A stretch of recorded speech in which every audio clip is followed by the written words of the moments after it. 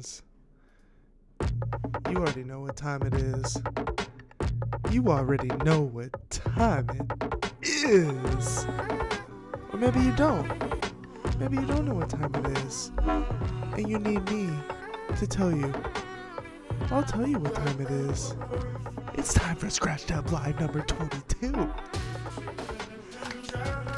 Let's give it a little golf clap, because it's quiet around here. We're quiet around here right now because we're having a bit of a late night stream tonight. Because, oh yeah, hold on, let me press live. We're simultaneously streaming on Instagram as well as YouTube. And I had to press live there. And we're out here. Another week. The tail end of 2024, as a matter of fact. We have entered the last month.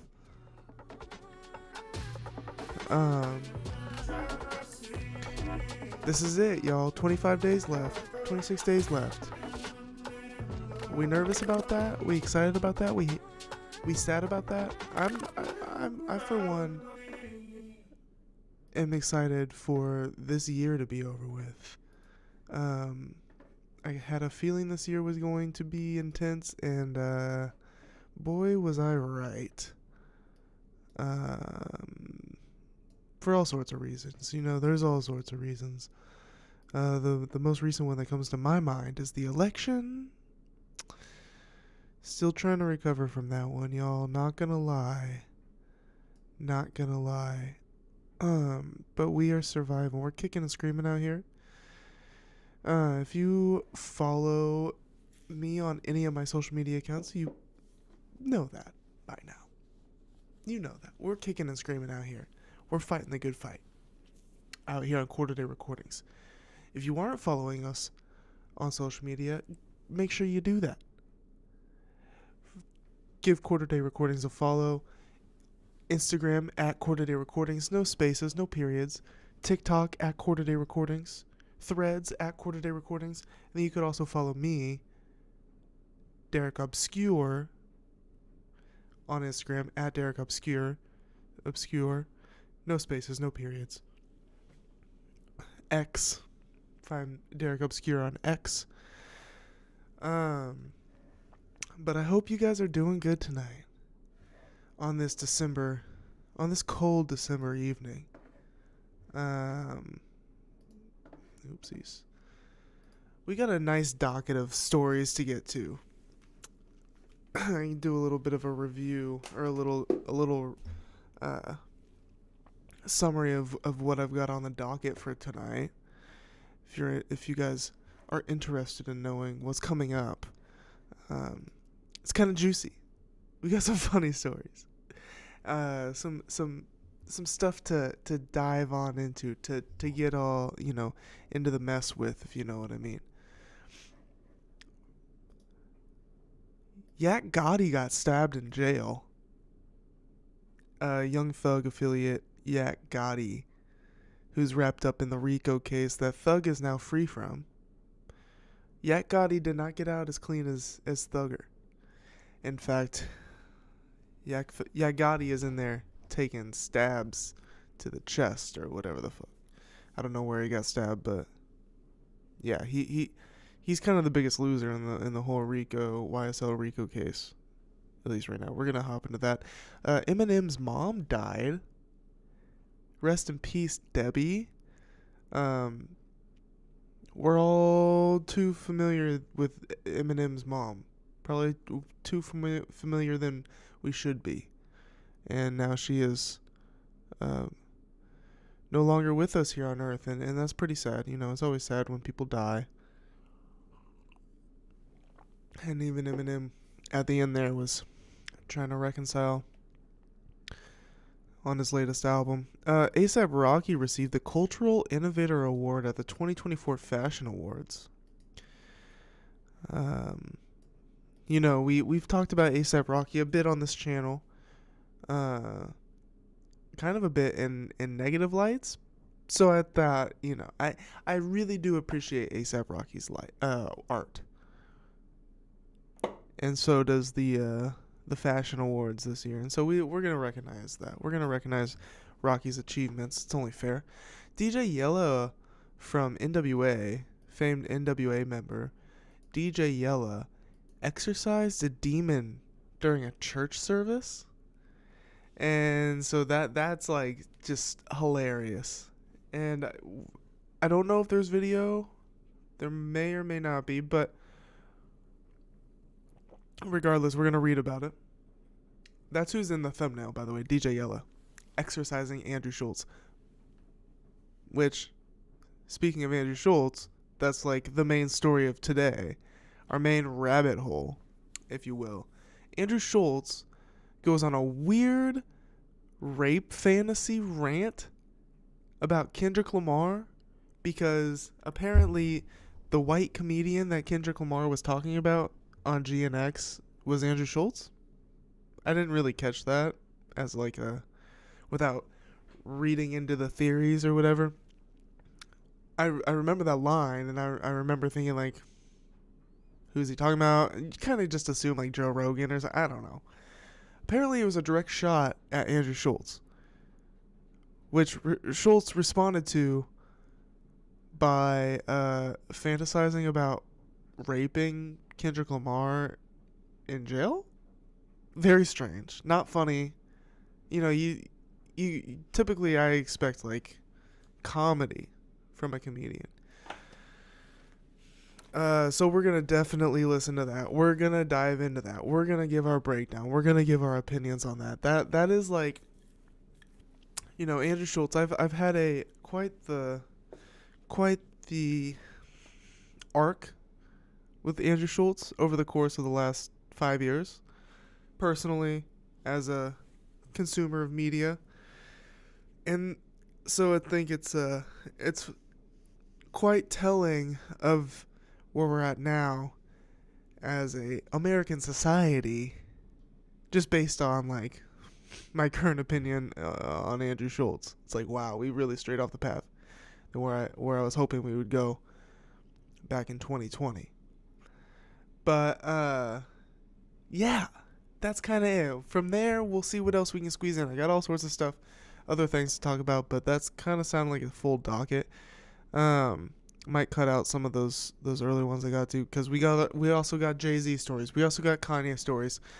Kind of would like to get to the Kanye. See how much my throat holds up.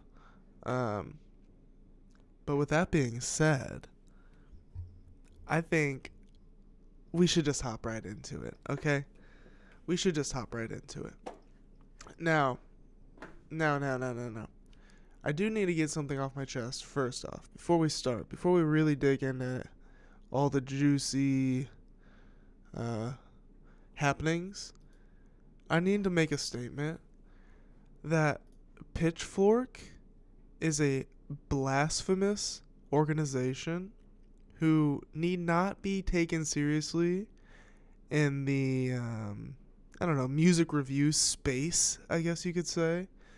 And this is an opinion I've had for a while, and I have examples to back that up throughout the years, and this is actually just an example that fell right into my lap. Wasn't even looking for it. It just happened again, okay? Pitchfork rates Kendrick Lamar's new album, GNX, a 6.6 out of 10, his lowest score from the publication to date. Okay, so this is the thing with Pitchfork.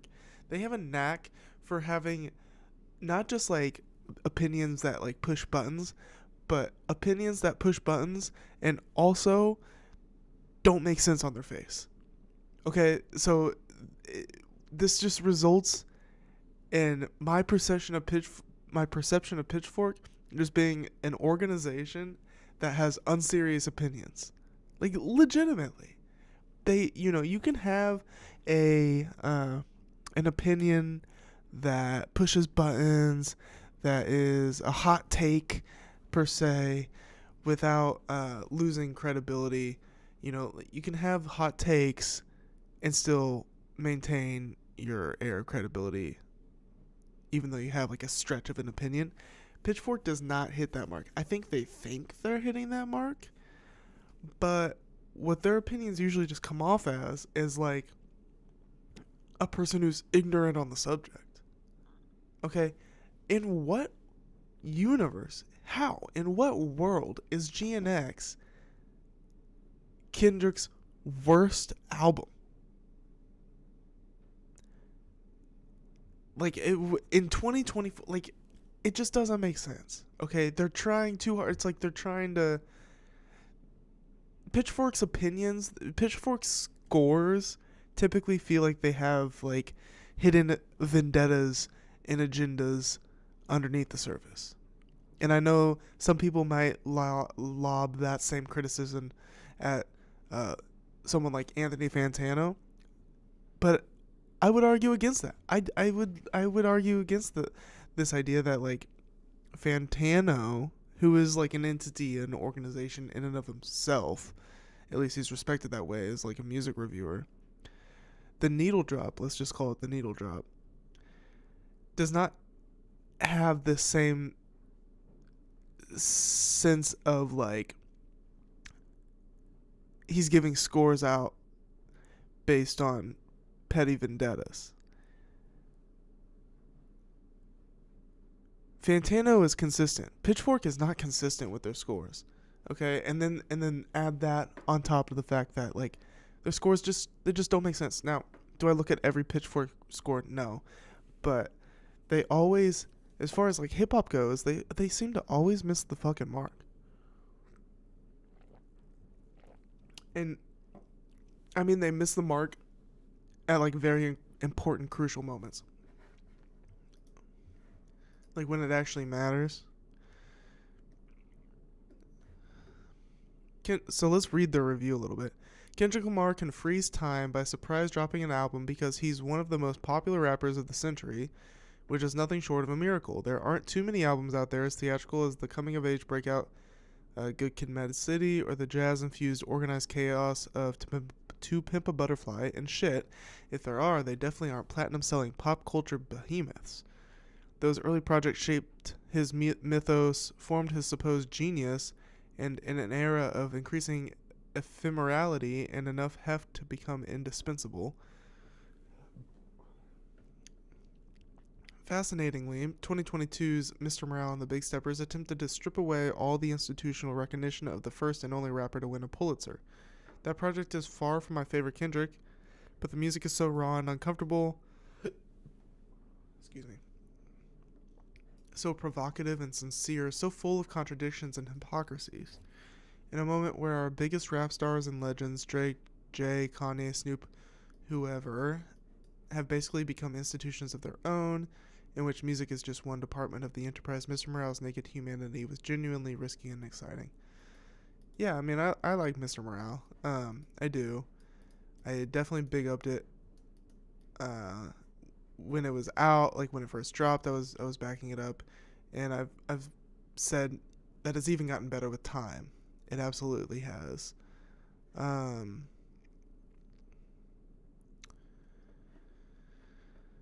Would I say that Mr. Morale is an attempt to strip away all the institutional recognition of the rapper? How is that the case when Mr. Morale, all of the features on Mr. Morale are like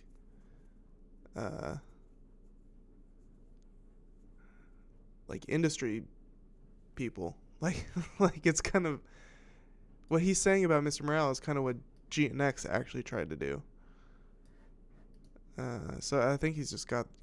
I mean, he's definitely got that wrong. It just doesn't make sense. Less interesting, but an all-time spectacle was his hating-ass feud with Drake. That's a weird way to put it. It's where the contradictions and hypocrisies that previously made him so real suddenly felt unusually self-interested and corporatized. See, I knew this guy was like, he's oddly like hating on Kendrick for like whooping Drake's ass. You know what I mean? Like, oh, like Kendrick, he rightfully kind of like admonishes Drake. Kendrick, somebody finally puts Drake in his place a little bit in like a really clever and funny and like banging way, but that's too far. So now Kendrick's just like self-interested and corporatized. No. You cannot say that this whole Drake feud has corporatized Kendrick. Very, very much so the opposite. He drops an album full of features of unknown artists, unknown rappers. He went to the streets for this album. For the whole beef, all he did was go to the streets. Like, what are you talking about, dude? This doesn't make any sense. He whooped Drake by labeling the Toronto Kingpin a freaky ass, a pedophile, and a hip-hop interloper, using regional rap scenes to build his authenticity, all on arguably the biggest rap song of the decade so far. It was hard as hell, a club-ready rendition of his hometown player sound dripping with radioactive bile. But from the jump, it was transparent that Kendrick, who had Kodak Black up and down Mr. Morale, and has always been a close collaborator of Dr. Dre, wasn't actually concerned about claiming the moral high ground. It was all dirt to shovel on Drake's grave before Kendrick rode away with the title of greatest rapper of his era. Fine, I guess, rappy. So okay, but listen, there's a difference between like creepy pedophilia and Kodak's issues. First off, so like Kendrick had Kodak on Mr. Morale to make a point of like, you know, what is morality? I'm no better than the person that, you know, has these like charges, and we've gone through the whole all of Kodak's criminal history. If you haven't checked that video out, go look at my video on Kodak Black. Just type in Kodak Black quarter day recordings, you'll find it. So, you know, Kodak's been accused of some pretty heinous things, and he's definitely done some heinous things. He's also like a drug addict. Dr. Dre definitely has abused women, okay? Definitely has his fair share of accusations, mostly of just like domestic abuse. Okay. But it's a little more complicated than you know, like, we wouldn't even know Kendrick if it wasn't for Dr. Dre's contributions to his career that have no bearing on like how Dr. Dre acted in his personal life, as he's like propping Kendrick up. So you can't put that on Kendrick. And then the association with Kodak Black is like more of an artistic association, if you're gonna ask me. Like,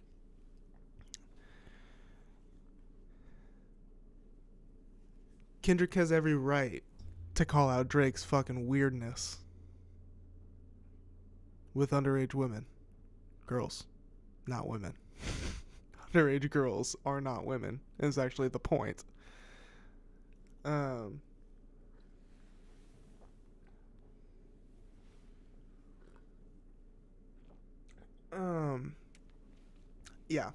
Yeah, just it's just not adding up. You can't just like throw all these dudes in one bucket and be like, you know, all these dudes in one bucket, all these dudes that have done wildly different things that can be considered bad, and be like, yo, these people that kind of have orbited Kendrick have done like these type of bad things, so why the fuck can't, you know, Kendrick can't talk about Drake's like weirdness with underage girls. You know, there's no like hypocrisy there. It's stupid. It's just a dumb point. This is lazy writing, honestly, just like super lazy writing, super lazy like connections that are being made. Like, this dude, come on, man. I could just rip this fucking shit apart as I'm doing. The score on his face didn't make sense. I knew this article, honestly, the article is worse than I thought it was going to be. Then, as time passed, and the meaning of Not Like Us, which could always be fairly... do I even need to do... this isn't one of my main stories here. I just wanted to point out the fact that Pitchfork is a blasphemous organization, and this is yet another example of why, okay? It pisses me off enough reading about it, so I'm going to move on. I just wanted you guys to be aware. Yeah, let's move on. Still, we're at the top of the show here. We're just going to breeze through these stories to see what's going on in the news cycle right now, you know? Let's check it out. Young Thug co-defendant Yak Gotti was stabbed in jail after Whack 100 called him a rat. Okay. Okay. You know, I'm not 100% sure who Whack 100 is. I have heard his name. I know he's some media guy, hip hop media guy, radio figure, I guess. Young Thug may have sprung out of jail, but one of his co-defendants is still having a rough time behind bars, dodging sharp, pointy objects that want to take him out. Dude, get me to write for TMZ, please. TMZ, hire me. I could do you guys so much better than this. Like, what is this? Dodging sharp, pointy objects that want to take him out. It's not even snappy. It's just, it's clunky and cheesy. Come on. Who wrote this? It's so dumb.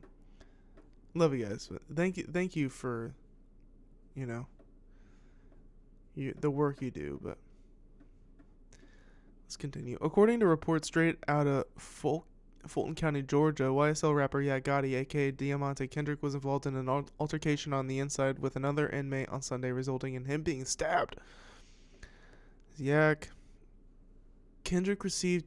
Oh, his name is Kendrick. Alright, Kendrick received treatment for minor injuries from a sharp object at the Fulton County Jail. Fulton County Sheriff's Office Communications Director Natalie Ammons tells TMZ Hip-Hop the incident occurred at the South Annex in Union City, where both men were being housed. Kendrick will be in court today. This is an active investigation to determine the aggressor in this incident and if charges will be pending.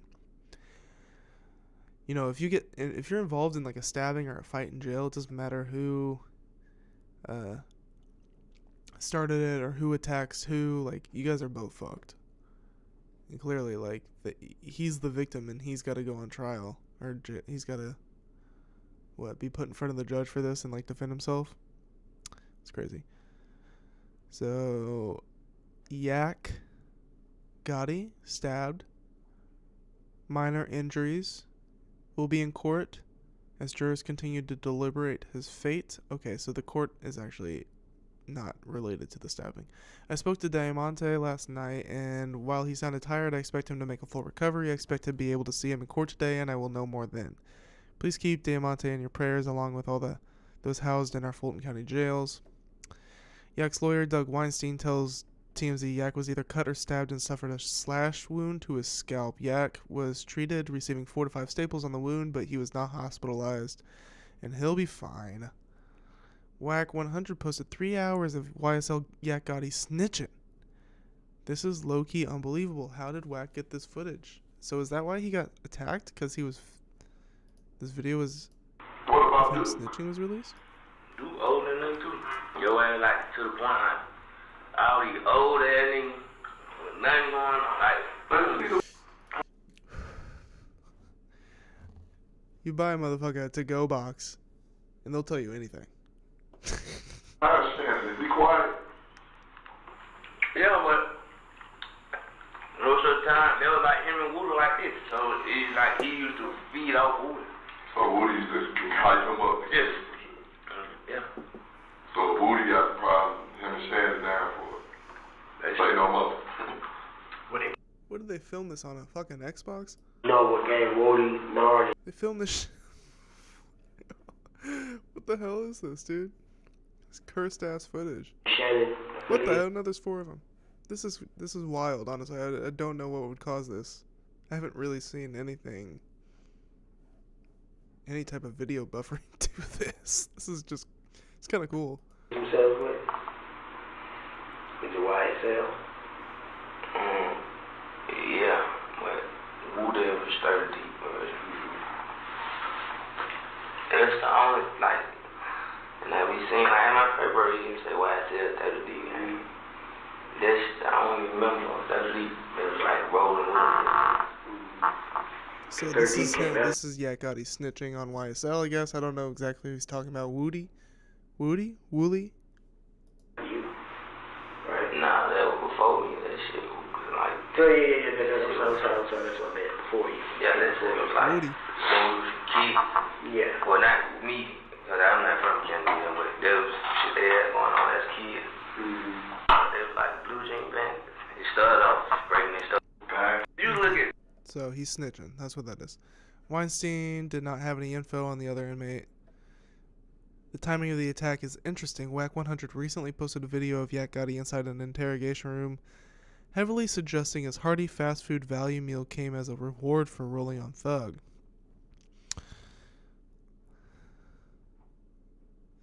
Correction, this isn't Gunna, it's Yak Gotti. Damn, Yak, you're a rat. That's what it said. This doesn't even look like Gunna. Why would anybody think that's Gunna? Okay, so apparently Yak Gotti is a rat. Whatever the case, the YSL trial has been a thorn for Yak Gotti all across the board. Oh, wait, this is who Kendrick is. So I don't... They were referring to a person named Kendrick in the article earlier. I guess I was confused on who that is. If you recall, his own mother got busted for trying to sneak him contraband in jail. Is that her? Oh, shit. Oh, okay. So that's the end of that. So, Yak Gotti, you know, honestly, prayers for Yak Gotti. He's going through it. He's definitely going through it. He's got Whack 100 attacking him on the internet. He's got whack inmates attacking him in jail. And he's got his mama being attacked by the law for trying to, I don't know, sneak him contraband. Yak's going through it while Thug is free. Is this right? Let me know in the comments. I don't know. I don't think anybody does. And I guess that's what they're trying to figure out in the courtroom. But according to the judge, or however it worked, Young Thug did his time. He's good. Yak Gotti, on the other hand, you know, why are people mad that Yak Gotti's in there snitching if Thug is already free? Who does anybody care about? I thought people cared because they like Young Thug. You know, if these guys actually did something bad, I don't care what kind of music they make. They need to be held accountable. So, why are people mad that Yak is snitching on who exactly? People just be mad because they just want to be mad. So, I guess we'll find out. How about that? Stay tuned. Maybe we'll find out. Stay tuned on Scratch Up Live. As a matter of fact, hit that subscribe button because I will keep you updated. You don't have to worry about missing anything. You just gotta stay here at Quarter Day Recordings. Hit that subscribe, hit that bell icon, and we'll keep you updated on a weekly basis. By the way, you guys like my shirt?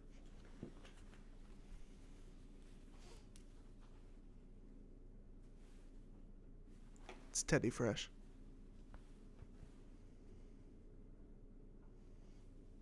Marvel collab. Let's see what kind of activity we got going on the stream here. Oh, there's people in here. Hello. Hi people. Thank you for being here. Seriously, this is a later stream than I usually do. This was my second to last week of the semester. Next week is finals week. I got a lot of work to do though next week. And then I'm off for a month. And I get to put all of my focus into the channel here. I had to miss a couple weeks, actually a few weeks. November was light on Scratched Up Live streams. I was out last week for Thanksgiving. And we had a couple week break there in the month of November. But December, we're back better than ever. And we're here. But I'm doing a late night stream tonight because I'm a busy guy. Okay? And this was the only time I could fit it in. And so I'm a little sleepy. But, you know, I'm a little, maybe a less lower energy than I usually am. But who cares, you know? I'm here. We are here. And we're still moving along on these stories. We got a few more top of the shows. I might skip a few of them.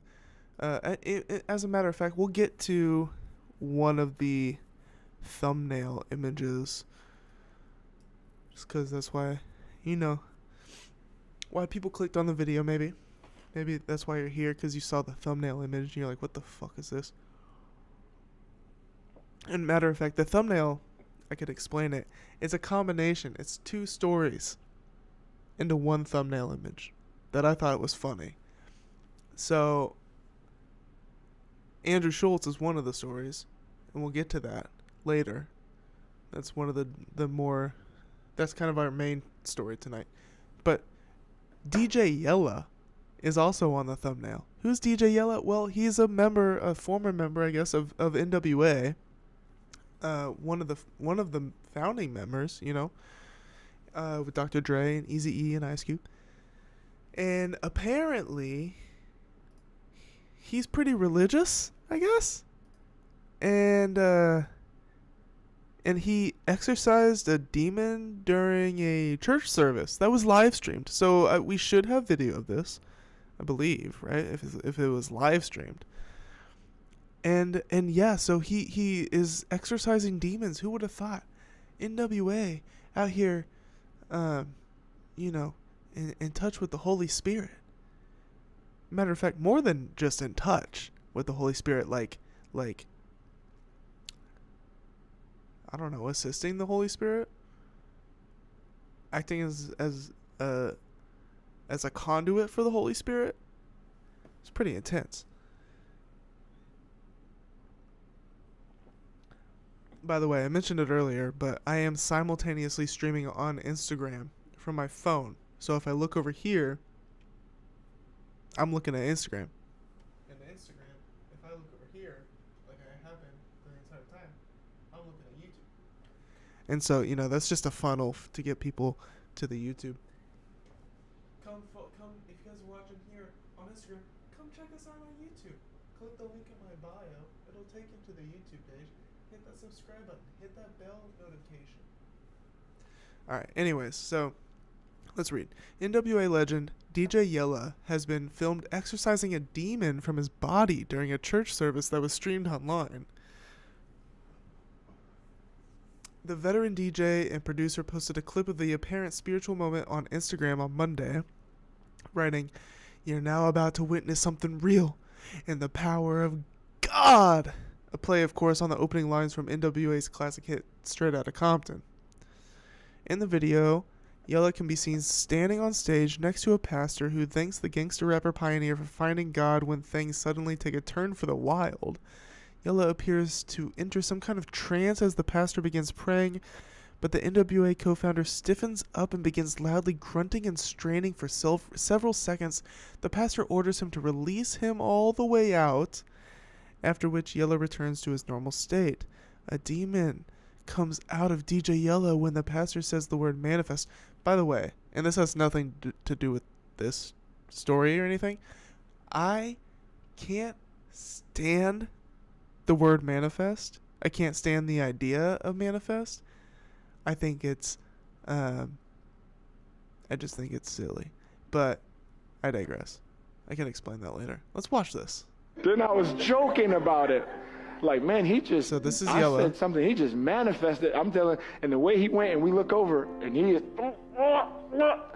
we're like, oh my goodness. So we worship the Lord. Then I go to pray for the baptism of the Spirit. Story about anoint it? him. Uh-oh. Oh, it's happening again. Oh God, it's happening again. Be silent in the mighty name of Jesus. In the name of Jesus, I command you to be still right now. Come all the way up. All the way up. Wherever you are. So what's coming out? Like, no, like I'm for real.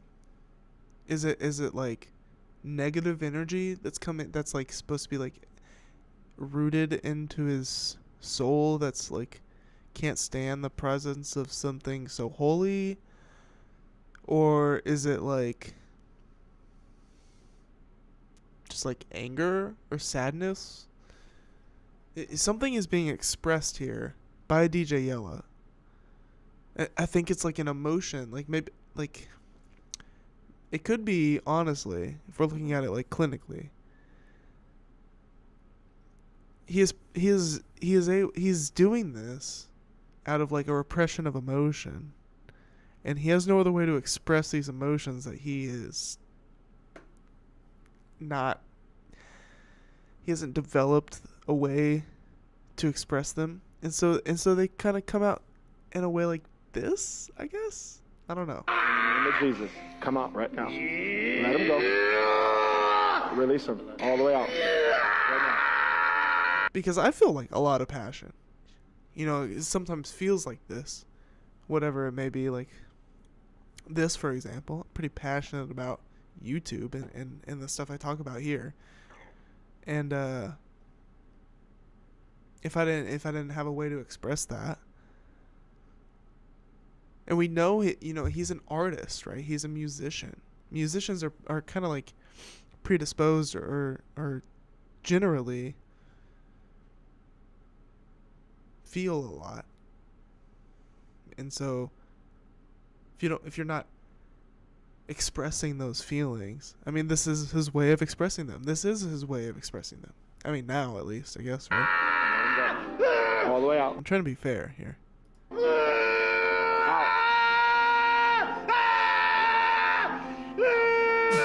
Get out right now. All the way out. Out.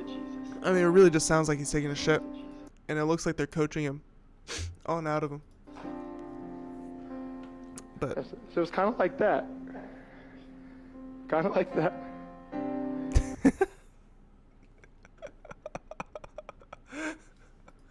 Some you're scared. Some you're wondering what's going on. I'm pretty scared. I'm scared because I don't know what's going on, and I don't think you know what's going on either. It's a bit of a show. It is a bit of a show, and nobody can deny that. I mean, it is a show. They're literally on a stage. So come on. But I said the same word that I said many a times, and we begin to talk. We begin to talk. And I said, when we consecrated him, yeah, it was pretty fucking wild. I mean, it's pretty wild.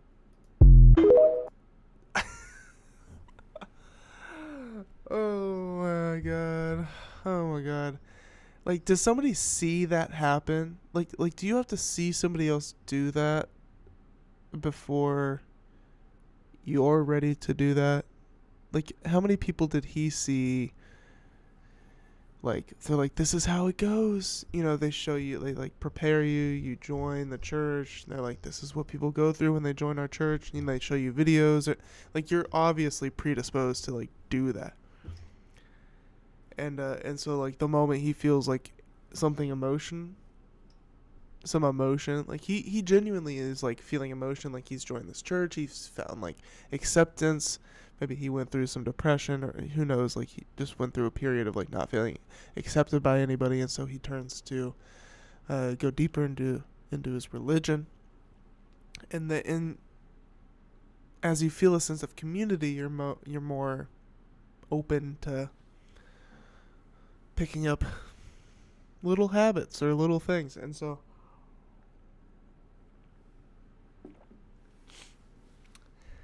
I just gotta say, it makes for great content.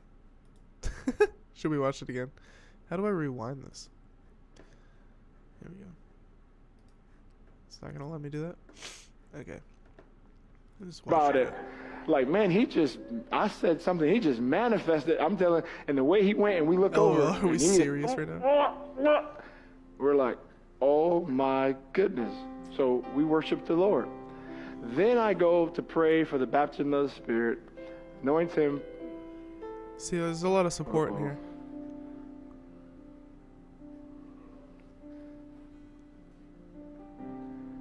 Be silent in the mighty name of Jesus. Man, stop the In the name of shenanigans. Jesus. You know, honestly, there's way more support than now. this. All the way up. Not. All the way up. Wherever you are. In the name of Jesus. Come out right now. Let him go. I need somebody to deliver me. Right now. Let him go. All the way out. Out. I would love to be delivered. right now. All the way out. Belong to Jesus. There we go. Belong to Jesus. See, I just can't tell if so he's like screaming violently. Is that like a demon coming out and then like it's gone? And so it's like a good thing because like there's negative energy that's like gone now forever? Or is the like vocalizing just like so exciting because he just loves Jesus so much? And so he's like vocalizing that. Like what does it mean? Like which part is happy about this? The fact that there's like negative energy that's gone and never coming back, or just that he's like loves Jesus so much that he is screaming about it? I don't know. Let's read. This is a big one. Let's see what this says. Okay, I believe this could be a deliverance. NWA was one of the first rap groups to sell their souls to the devil. They literally shifted rap music to talk about drugs and the disrespect of women, and on a deeper level, this perpetrated and glorified the issues in our community, issues purposely placed here via the Caucasian colonizers. Okay. On a deeper level, the CIA shifted drug culture, addiction shifted from the rock and roll to rap, hip hop. With the initiation of NWA, a large part because Nicaragua, the Contras, and Russian influence within Nicaragua, military influence, is too deep for the IG post, but do your research. These things are all connected. Trust and believe the God within. Good night. Honestly, not too far off. I wouldn't say that NWA literally sold their souls to the devil because they wanted to shift rap music to talk about drugs. Like, I just don't see the connection between that part and then, like, all the other stuff that is, like, 100%, like, for sure, you know, provably true. Like, I just don't see the... Are you saying that, like, the CIA is the devil? Like literally... I don't know. Fake show. Jesus and demons never existed. By the way, after that, he won't be able to DJ anymore. Why is that? I still think he could DJ after this. So it's kind of like that. I mean, hell, dude, Christians, like, make some of, like, are like the make more music than anybody else. Kind of like America. that. For some you're scared, for some you're wondering what's going I just love how this guy's all choked up, though. He's very touched by this. It's great. on. But I said the same word that I said many a times. And we began to talk.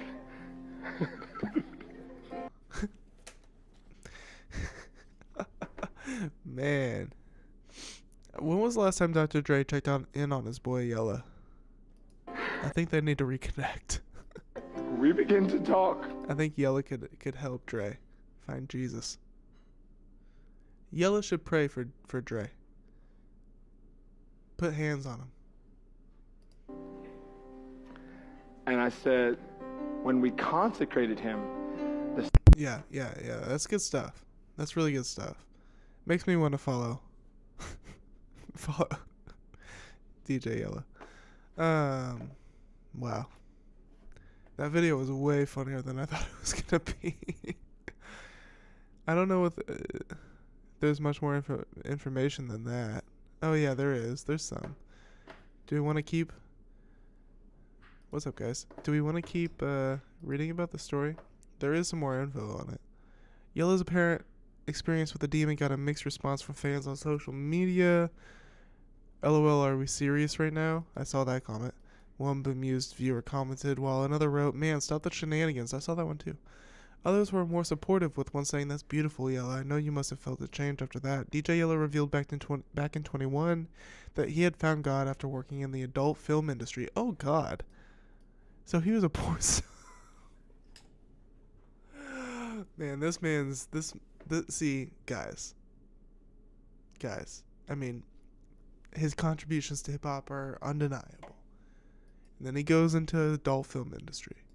And then he feels bad about that, and so goes full-on other way. Like, what is up with that, like, There's something about like sex addicts or drug addicts that then feel like they usually overcorrect in the opposite direction to the point where they're playing so deep into kind of like radical religious tropes or whatever to like undo some of the bad they did. It's just silly. Like they go too far one way, then go too far the next way. Should have just stuck with the hip hop, man. Should have just stuck with the hip hop. For real, you stay with the music, your head will stay on straight. Start dabbling in shenanigans. You never know where you're gonna end up. You're gonna end up being exercised on a church service stage on a live stream, and then posting that willingly on your Instagram without seeing the ridiculousness. Just saying. Love you, Yella. And you know, I love my exercised as well. I love the exercised. I love all of the exercised. I even love exercise. I need to do more of it.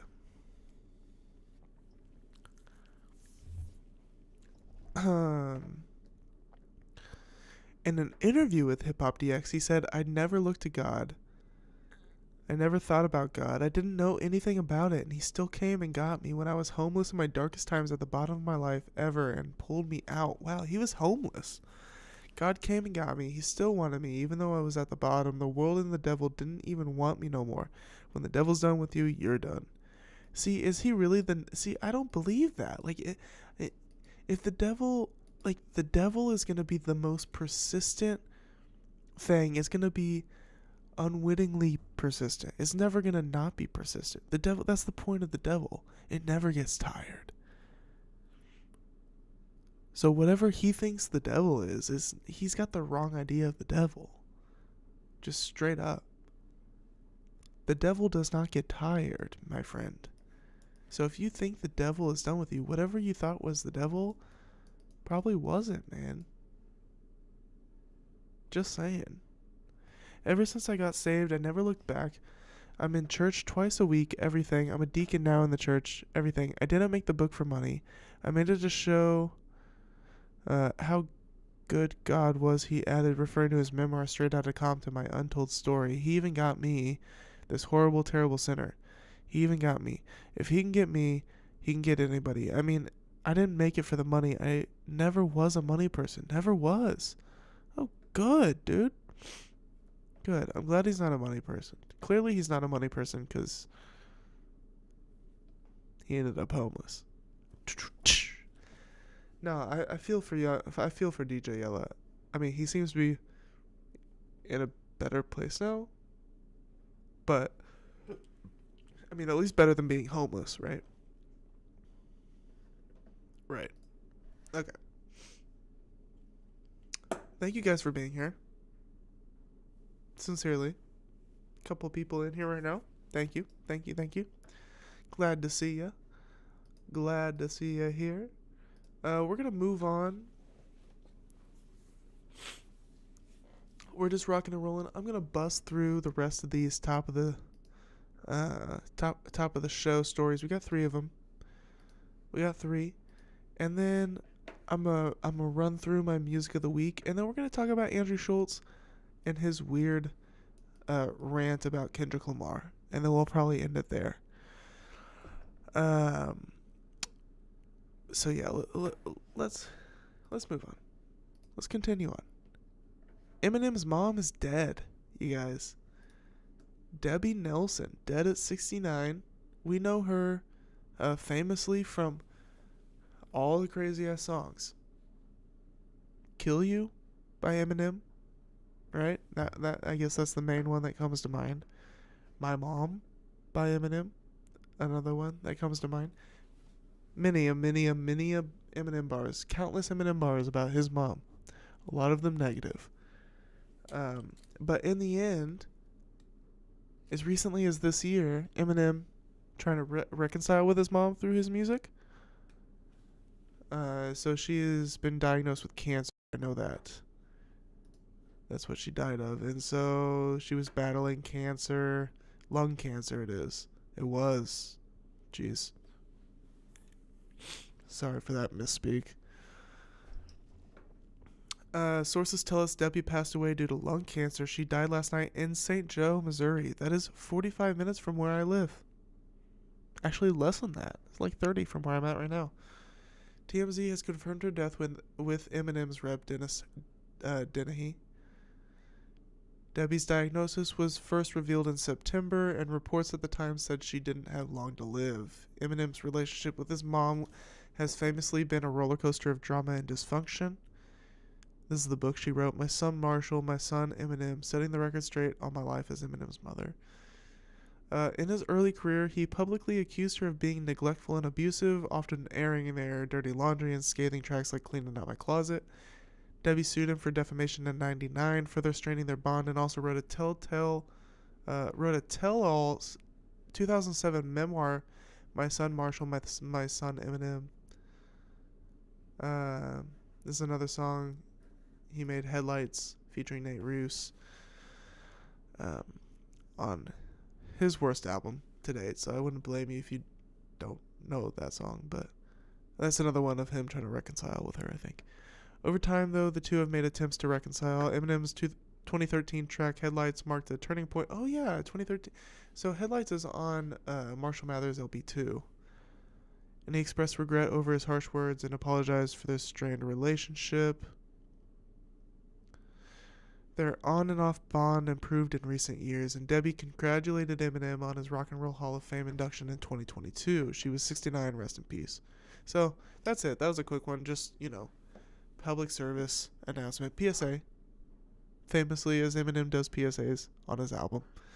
Eminem, his mom, passed away. Rest in peace, Debbie. So go spin I guess go spin I'll Kill You by Eminem in honor of his mom dying of natural causes. Let's be clear. She died of natural causes. Right, Eminem? Is anybody investigating him, actually? Just kidding. It's funny. I mean, he set himself up for that. He's lucky his mom didn't die in a freak accident right when that song dropped. Seriously. M could have been, seriously considered as a suspect if his mom ended up in some weird, murder you know what I mean? Thank God that didn't happen. We wouldn't have Eminem.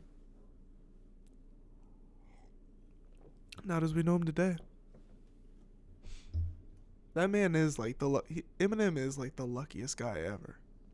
Just his circumstances that he was born into, and then where he is today, the success he's had, the things, the bad things that could have happened but didn't to him. He's just made it through.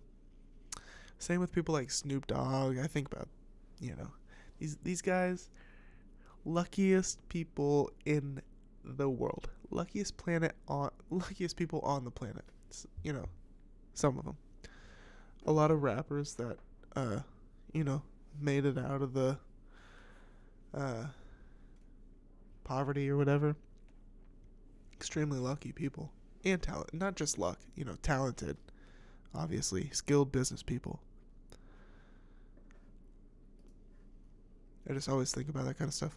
What's up, y'all? Salute to my viewers. Happy to see y'all. All right, let's talk about some more positive news here. A$AP Rocky receives Cultural Innovator Award at 2024 Fashion Awards. It's about time. I know we're all saying that. We were all thinking that. It's about damn time A$AP Rocky won the Cultural Innovator Award. To be honest, not surprised. I'm kind of surprised he didn't already have it. And he is a cultural innovator. A$AP Rocky, he is a lot of things. He's a suspect in a shooting case. That's one of one of the things he is. If you don't know about that, go watch my video on ASAP Rocky and his case against ASAP Relly. Or really, it's case ASAP Relly against Rocky. Go look it up. But we're here to give Rocky some praise. Let's read. ASAP Rocky has been honored with the prestigious Cultural Innovator Award at the 2024 Fashion Awards. According to the official description, the Cultural Innovator Award celebrates a leading innovator and image maker in the entertainment industry who, over the course of the year, has created viral fashion moments which have had a profound impact on the fashion industry and wider culture.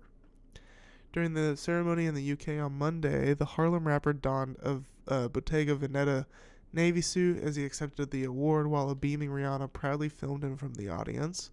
"I'm come clean. This is surreal right now. This is crazy," Rocky said on stage. "It's about fucking time." You know what I'm saying? But honestly, though, I'm very honored.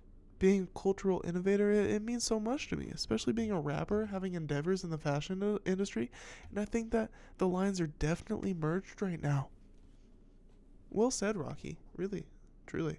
He concluded, to all the young designers who was nominated today, who may or may not have won tonight, I just hope that this is a ticket of encouragement to show you that you can do this shit too. Rocky's so real for that. Is that how he said it? Let's find out. Let's see. And here to tell you about the winner. Will you please welcome Michelle Lamy? Oh yeah, she's For crazy. the Fashion Crazy Award looking. for Cultural Innovation People love her. 2024 goes to the incomparable ASAP Rocky. Hey, that's dope. That's dope. I mean, he deserves it. He does. Let's be I'm real. gonna come clean. This is surreal right now. This is crazy. Look at that tie. It's like a It's balloon. about fucking time. You know what I'm saying? But honestly, though, I'm very honored. You know, being a cultural innovator, it means so much to me. He is especially like, being that's like the ultimate influencer type shit, right? ASAP Rocky's kind of like the ultimate influencer. a rapper, going and having endeavors in the fashion industry. And I think Still waiting on the album though. that the lines are definitely merged now, you know, and thank you to the British Fashion Council, you know. So to all the young designers who was And that's pretty cool. It's one thing to get recognized by America, but to get recognized by another country for something that you didn't even get famous from. I mean, he technically he got famous off the music. And the fashion was happening at the same time, for sure. You know, they definitely helped each other. The fashion definitely helped the music. Music helped the fashion, but still, like, he got famous off the music. If it wasn't for the music, he would have had a different path. And so to get recognized for an industry that is kind of secondary to your career in a country that you're not even from, in a country that's like known for their high fashion as well, it's pretty impressive. was nominated today, who may or may not have won tonight, I just hope that this is a token of encouragement to show you could do this shit too. I like how he said that, a token of encouragement. He's got a way with words. We love Rocky for that. We do. We love Rocky for his way with words. We don't love him for shooting his friends, but we love him for his way with words. All right, y'all, love.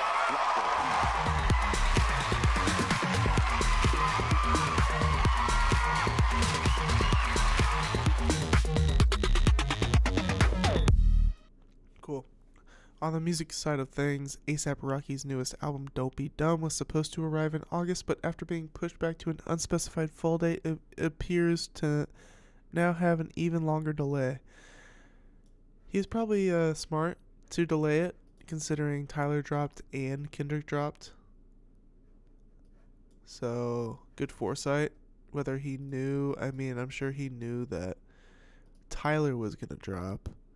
That I could see that being enough to convince him that he should push his album back to next year.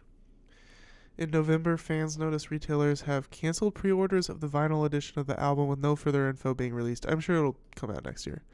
I am pretty confident it'll come out next year. I imagine the only reason it got delayed, or one of the bigger reasons it got delayed, was because of Tyler in his album, and maybe they even knew that Kendrick was going to drop. During his ASAP Puma Takeover launch event in New York City days later, Rocky failed to offer much more insight, simply telling a fan the effort will arrive ASAP when asked about it. I remember that video. Rocky announced the August 30th release date back in June while debuting his AWGE, American Sabotage clothing, blah, blah, blah, blah.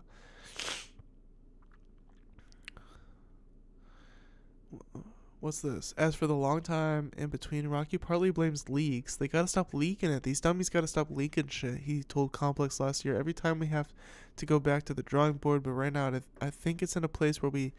This was last year he said that. So, yeah, I mean, that's it for that story. But, you know, congrats, ASAP Rocky, on the Innovator Award. I hope you get your...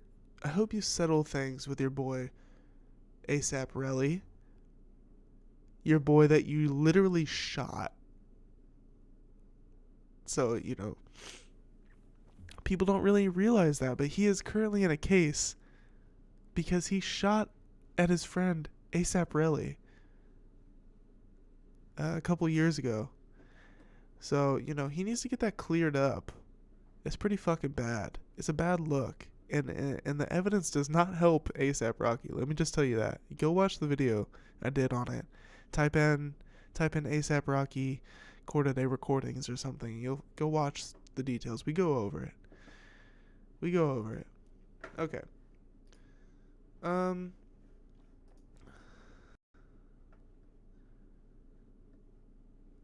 got one more top of the show. I'll do it quick. It's just a little Diddy update. I don't want to spend too much time on it.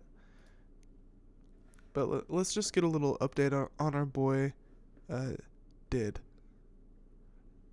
Diddy demands access to his laptop while he remains behind bars. So this is just adding more layers to the fact that Diddy is trying to obstruct his case behind bars. First, he was using his other inmates' phones, phone time or phone passcodes, so he could call people he's not supposed to. Which is so dumb because they obviously track every phone line, regardless. You know what I mean? So they're gonna hear him talking about this to whoever he's talking to that he's not supposed to talk to. It's so dumb. And so we caught on to that. And so now he's on to his next thing, is trying to demand access to a laptop. And apparently Diddy is furious about it. His legal team has made a new filing demanding he have access to a laptop behind bars in order to plan for his upcoming trial. So Diddy needs a laptop so he can plan for the upcoming trial. Why the fuck does Diddy need a plan? Any planning Diddy needs to do can be done while he's meeting with his lawyers. The lawyers need a laptop. Diddy is not representing himself here. Maybe he would have a case if he was representing himself. Maybe. But he's not. They allege that, and if he is, great. Let's put the lawyers in the closet, and let's just watch Diddy represent himself. I would actually love to see that. They allege the Metropolitan, and give him the laptop. We can do that and give him the laptop, and I'd love to see that. They allege the Metropolitan Detention Center is restricting his access to one, despite the government providing one he could use. With the laptop, he would be able to review discovery, take notes related to his case, and otherwise assist in his defense. Mr. Combs has still not been provided with the laptop, despite numerous inquiries by defense counsel. The filing reads as caught by Megan Cuniff. Finally, this morning, the government informed defense counsel that after consultation with MDC counsel, Mr. Combs has two options related to his laptop. One, he will only be provided with the laptop in the unit's video teleconference room during select times when legal staff is available, and when that room is not otherwise being used during other inmates' legal calls, or 2, he will only be provided with a laptop in the legal visiting room between the hours of 8 a.m. to 3:30 p.m., but not both.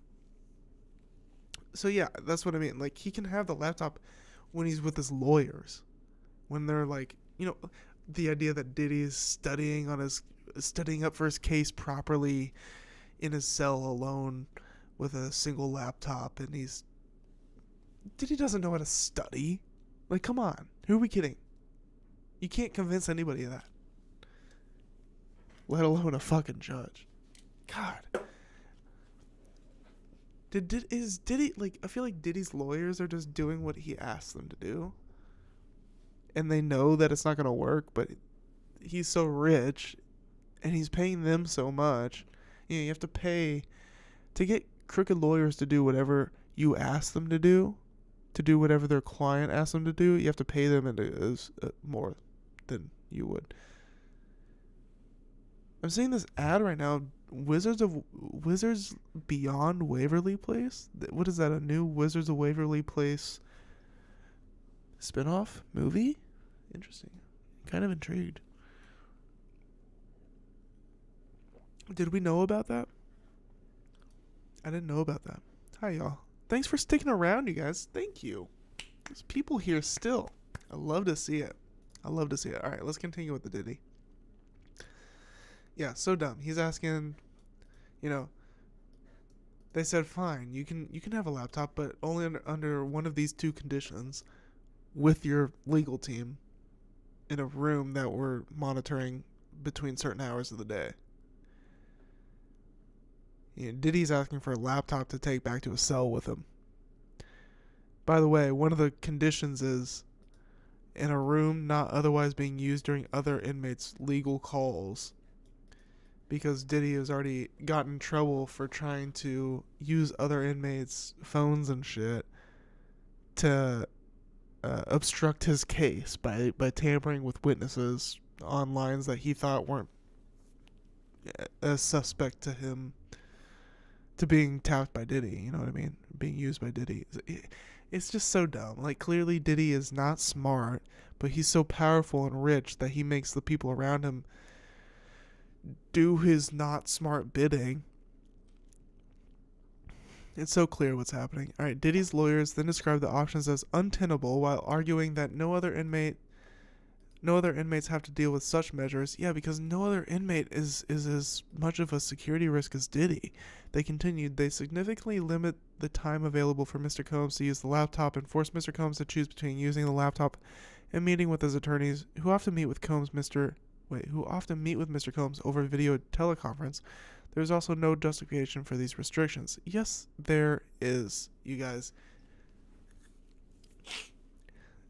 If his lawyers are going to say there's no justification for these restrictions, they need to go into detail why there's no justification for these restrictions, because they are the ones who need to respond, because we've given the prosecution has given the justification for the restrictions, and they're saying no justification, that there is no justification for these restrictions, but without explanation. There is all the explanation on one side, and then no explanation on the other. You see the imbalance? It's just... These lawyers are dumb on... Basically, they're paid off to be dumb, basically. They're paid so much by Diddy that they basically just are lawyers that are acting as Diddy's puppets. So Diddy can just, like, try whatever he thinks is gonna work and have lawyers try that with their lawyer credentials. You know what I mean? This is the problem. This is why you can't just buy... you certainly can buy good lawyers, but it's hard to buy good lawyers when... It's hard to buy corrupt lawyers. Good corrupt lawyers. A lot of lawyers, they'll just take advantage of the client that's paying a whole bunch. They don't actually care. They're just sucking the fucking client dry. Leeches. Same thing happened to Kanye, right? And Trump. Although Trump has now regained his power. It's pretty sad, but yeah. Oh, my nose is all stuffy. I got a bit of a, what do you call it? Allergies, I guess? Let's see here. Diddy wants access to his laptop. So before concluding, the lawyers accused the MDC of providing the prosecution access to Diddy's visitation forms, which possibly includes potential experts and investigators. Diddy's trial is set to kick off in May of next year. He's pleaded not guilty and denied all of the allegations he's facing. Check out his latest filing below. No thanks. Don't care. Just wanted a little update on that. The latest Diddyings. You know what I mean? The latest Diddyings. Alright. So now we've made it. We've made it to the middle of the show, I guess you could say. I have music of the week I need to go over. Quickly. Just gonna kind of blow through it. Give some shout outs. And then we're gonna hop into the Andrew Schulz goes on a weird rape fantasy rant about Kendrick Lamar. Which is the full story headline. I couldn't really type that out as the title, though. But that's what it is. That's the full title. Now, you guys are deep enough into the stream. You guys deserve it. Andrew Schulz went on a weird rape fantasy rant about Kendrick Lamar. And we're going to watch it together. We're going to analyze it. We're going to dissect it. We're going to comment on it. I haven't seen it myself yet, but I've read about it. And I'm pretty sure it's just as disgusting as it sounds. Now I know Andrew Schulz is a comedian, and trust me, I know all about Andrew Schulz. I'm a old Flagrant 2 fan, subscriber. I used to watch Flagrant 2 around 2020 to 2021. I had a Flagrant 2 and a Joe Rogan phase. Not ashamed to admit it, not even in the slightest, because they progressively got more and more insufferable and closed-minded and bigoted. But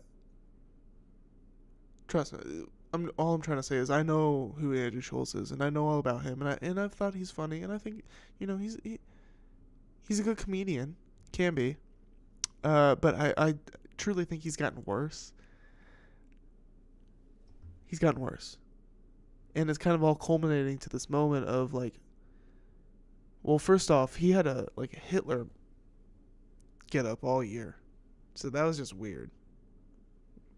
I don't know what that means exactly, but that was, the whole Hitler stash and Hitler haircut, just fucking weird. Okay, so giving heavy Kanye vibes there. Just we gotta stop dissing the Nazis all the time type of vibes. And then he goes on this weird rape fantasy rant about Kendrick. We're gonna look into it, okay? But first, let's give some new music shout outs. How about that? Something light, something fun. We're heading up. We're closing up on the end of the year.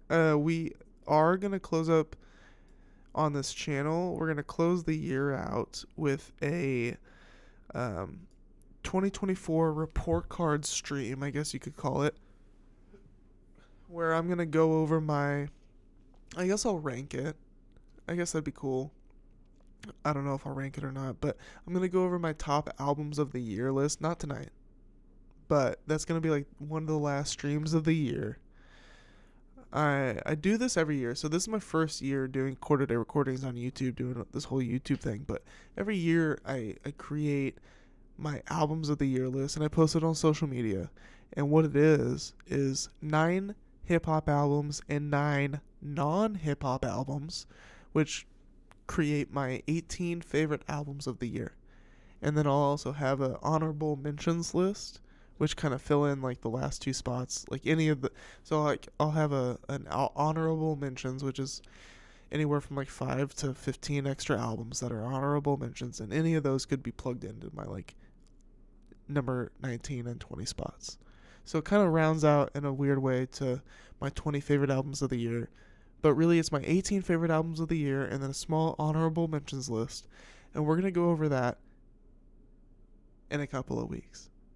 Just saying. That's just a little... just letting you know what's going to happen here. But right now, let's do a little bit of music of the week shout-outs. Some new music of the week shout-outs. I'm going to pull them open here. We're going to start with albums. Might as well just start with albums. I'm going to start with this new...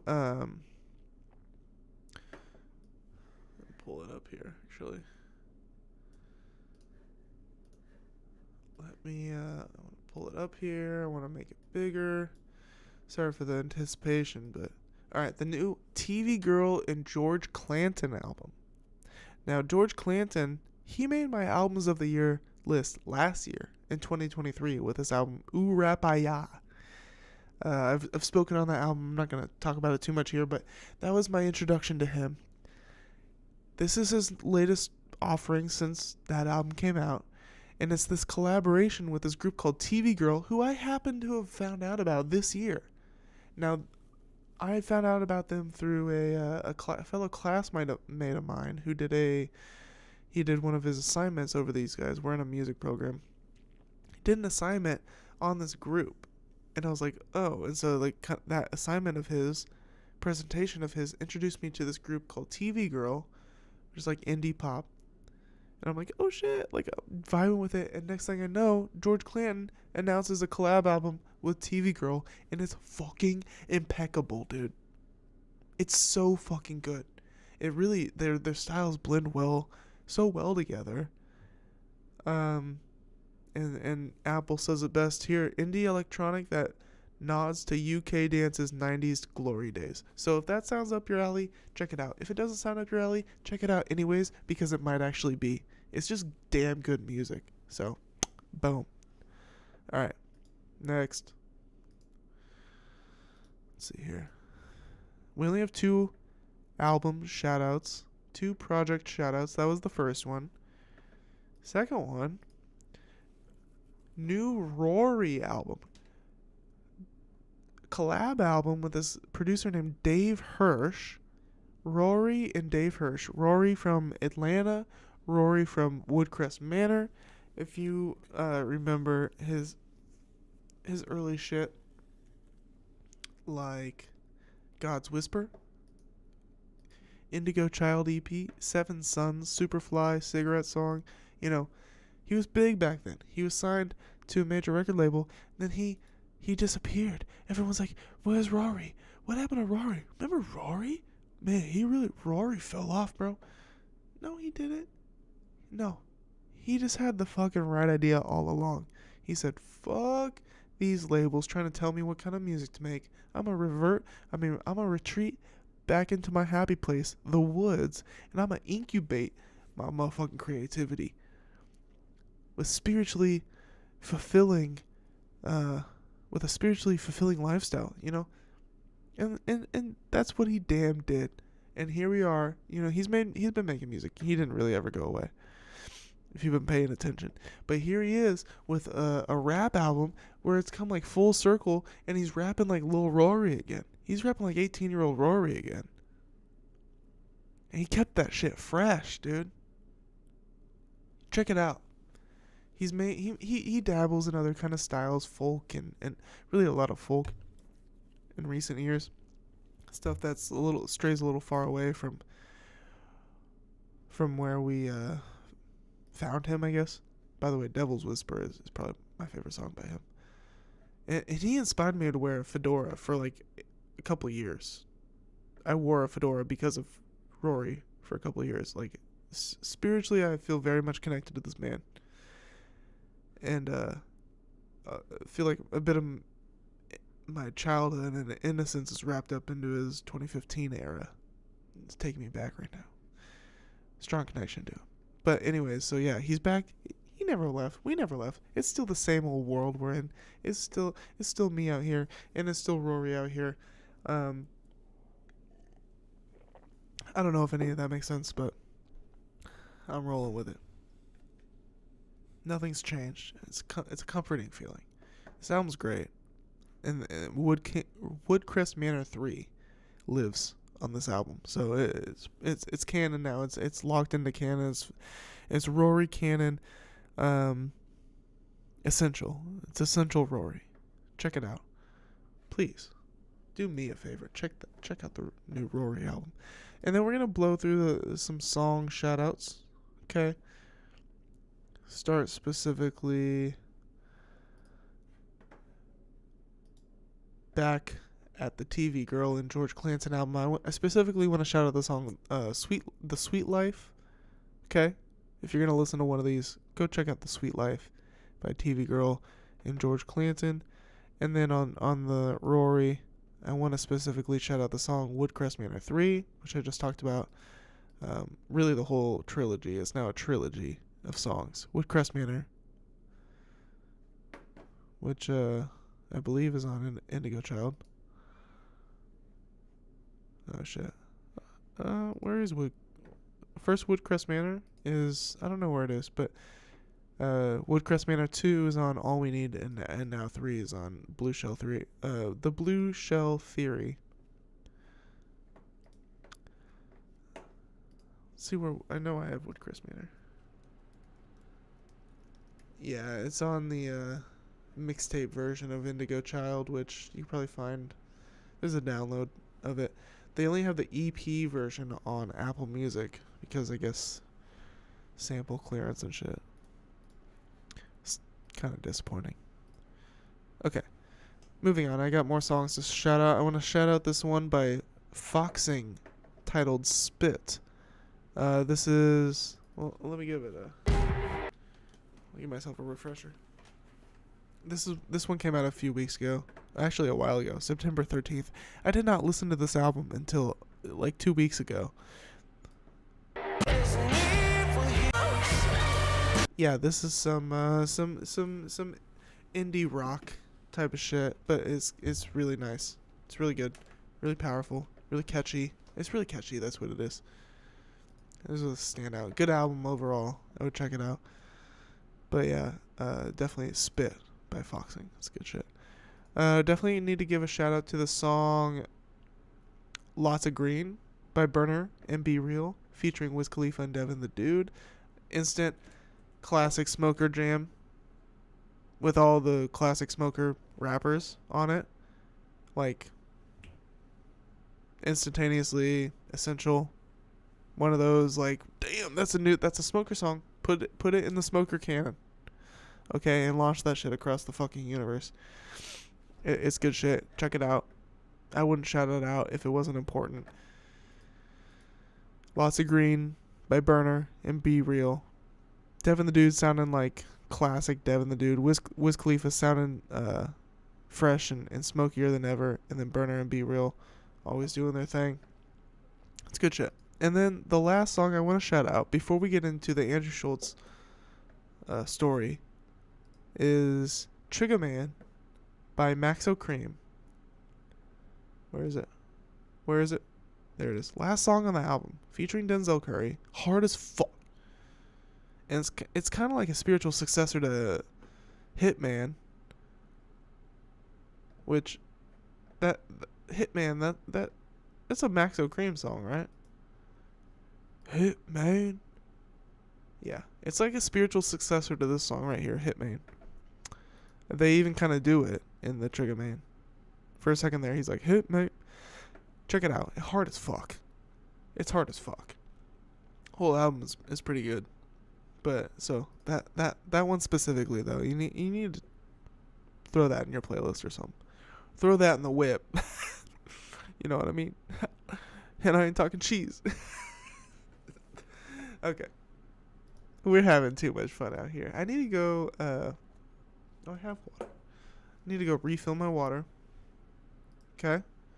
And then we're gonna come back and we're gonna take a little scrutinizing look into Andrew Schulz, okay? He's getting away with too much bullshit, if you ask me. Actually, as a matter of fact, he's not getting away with it. He's not getting away with shit. We're gonna hold his ass accountable over here. Okay? Okay. We got 2 articles to look into about it. I mean, I think one was written before the weird rant and one was written right after it. The first one's pretty short, so we'll start with the short first one. They're both kind of short, so alright. I'll be right back, alright? I'll be right back. We're gonna get into this shit. Nobody talks about, fantasizes, and jokes about raping my boy Kendrick. Hell no, dude.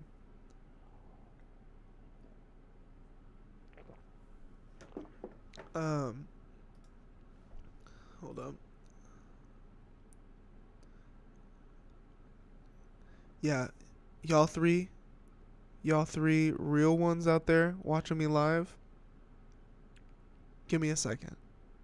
I gotta run upstairs real quick, refill my water,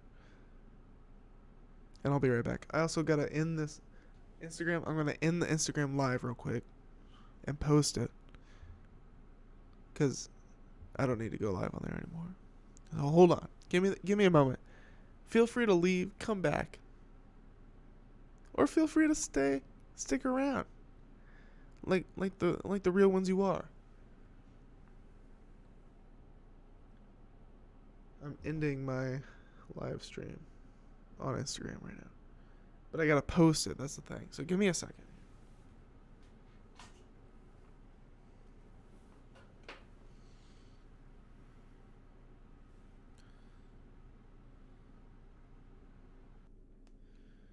Okay. Share that shit. Oh yeah, we're doing great out here on the social medias, you guys. If you haven't followed Quarter Day Recordings on Instagram yet, go do that. At Quarter Day Recordings, no spaces, no periods, none of that bullshit. Also on TikTok at Quarter Day Recordings, same deal on TikTok. And then follow me at Derek Obscure on Instagram as well. No spaces, no periods, no bullshit. At Derek Obscure on Instagram. And at Derek Obscure on X. And at Derek Obscure on Blue Sky. And at Derek Obscure on Threads. And all that's linked in the description. You know what I mean. I'm not going to make you go type all that shit in. Go check out the description and click those links. Give me a follow. I might even follow you back if I am feeling happy. I don't know. Just depends. Okay, I posted that. I'm gonna run upstairs real quick. I'll be right back. Here's a little preview of where we're gonna be at when I return. We're gonna hit the Andrew Schulz shit. We're gonna watch what he had to say. We're gonna make fun of his dumbass a little bit. It's gonna be a good time, and then I'm gonna get up out of here because then I'm gonna have to go to bed. So 1 second.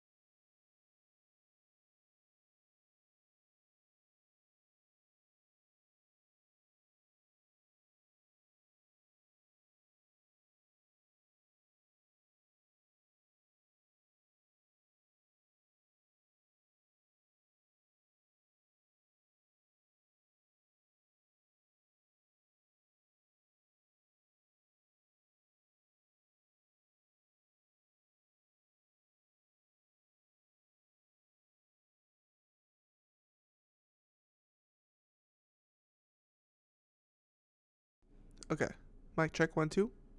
Mic check 1 2. 1 2 1 2. Everybody hear me? Loud and clear. Yes, yes, yes. Okay. I just gotta say something really quick. I was looking at my phone and I noticed just now I hit 60 subscribers, everybody. 60 fucking subscribers. May seem small to you. Hell, I'll admit it. Hella small. Hella insignificant. But it's been, I guess I started this in June. That many months for me to gain 60 subscribers has kind of been like my goal for the last couple of weeks. Like, man, if I could just hit 60, like, I'll be going up, man. I'll be going up. Hit it, bro. I just hit that shit. Thank you guys for tuning in. I don't know who's out there tuning in, but thank you for clicking my videos. Thank you for clicking subscribe. If you have clicked subscribe, make sure that you're liking my videos that you watch. You know, that's like the easiest thing you could do. That's what I do as a YouTube enjoyer, you know, who has creators that I like to watch on a regular basis. I make sure to like, thumbs up every single one of their videos so the YouTube algorithm knows what I like, and so that my favorite creators are supported by the platform itself. So if you do that for me, I'd really appreciate it. So anyways, let's get into it, what everybody really is here for. Let's kind of take a look into what everybody is here for. Finally, I know I put it in the title. People are coming in. They coming in droves. Oh, what's he talking about? Is he talking about Andrew Schulz? You guys, you think I'm going to talk about the juiciest thing right at the beginning? Hell no. Hell no. You got to sit through 2 hours of me yapping about other shit before you get to the juice. Okay, that's how we roll around here. All right? This ain't no in and out type of show. Y'all are here for a while. Okay, because we like to have fun around here. Right? Right? We like to have fun holding stupid people accountable. No, I'm just playing. I'm pretty stupid myself. Right? But I don't make stupid mistakes like this. Okay, Andrew Schulz accuses Kendrick Lamar of using him for clout after GNX diss. Now, maybe there is some deeper reason to believe that that's what's going on the Kendrick song, okay? But I will tell you this, from my perspective and from what I know, which is, you know, at least some bit, there is no indication that Kendrick was singularly talking about Andrew Schulz in that bar about letting white comedians talk about black women. Or I don't know how Kendrick phrased it exactly, but something along those lines. I read. Well, okay, so let's see what the details are. Andrew Schulz thinks Kendrick Lamar is being hypocritical. Last month, Kendrick took fans by surprise by unleashing his new album GNX with zero notice. Immediately, listeners got to work picking apart the lyrics of each song, including whacked out murals. On it, Kendrick calls out an unnamed white comedian for making jokes about black women, leaving fans to speculate. "Don't let no white comedian talk about no black woman. That's law," he raps. Right away, many began to theorize that this bar was aimed at Andrew Schulz, who received backlash for perpetuating negative stereotypes about black women on his Flagrant podcast in October. So I guess I missed that because I'm not in that orbit at all, and nobody I listened to talked about it, which means it must have not been like too bad. Like if it's that bad, I'm for sure gonna hear about it, but maybe I'm wrong. Maybe I just missed it. Shortly after the album dropped, DJ... Well, might as well... Let's see.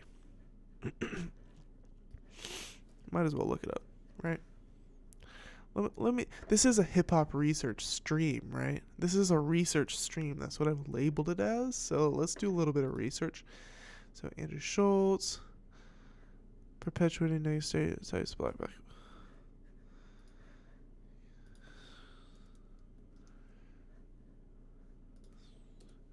Doing a little research. This is the BBC.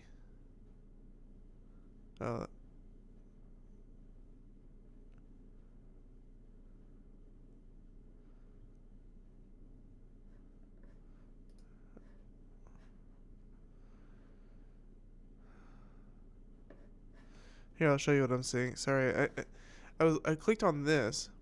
Podcast duo sorry for jokes about black women. I'm like, oh, this is not even about Andrew Schulz. But then I read further, and these two dudes apologize for engaging with racist jokes on a rival show. So these guys are known as Shits and Gigs, appeared on the Flagrant podcast. The pair faced backlash afterwards by laughing along with comments Schulz made about black women that were criticized by listeners as being based on racist stereotypes. They opened Monday's episode of their podcast by saying sorry and that there was no excuse for their behavior. The podcasters who won a MOBO award in February had been on a 6-week trip to the U.S. when they appeared on the Flagrant podcast. Has tens of thousands of monthly listeners and tells itself as being unfiltered with presenters who could care less about sensitivities. In the episode with James and Fuhad, released on July 17th, they discussed the black girlfriend effect. The phrase inspired a TikTok before and after trend where mixed race couples would post pictures showing how the relationship had changed them.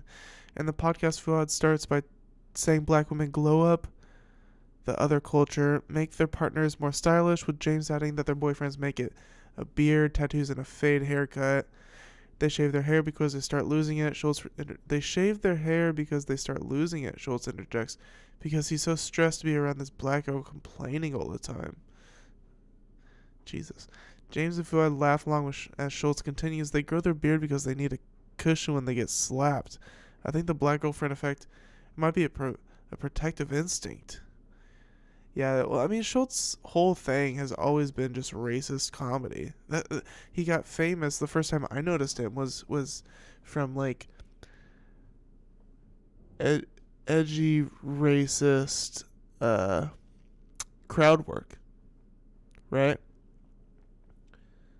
And honestly, just the first clip I saw of him was just, like, racist comedy, but the way he sells it, the way he presents it, is silly and pretty somewhat unthreatening, I guess, which is crazy to say from a white guy. You know, I'm not the target of the racism, so how am I supposed to judge it? But I'm just saying, I think that's how he gets away with it. He's pretty unthreatening. At least he used to be. Nowadays, he has a bit of a the soft edge it's a little sharper these days. It feels like it's not. And I don't mean sharp as in, like, clever. I mean as in, like, dangerous.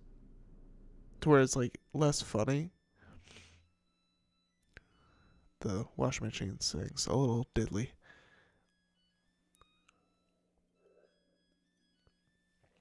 Is the term a little ditty? Like a tune? A little ditty? Or a little diddly?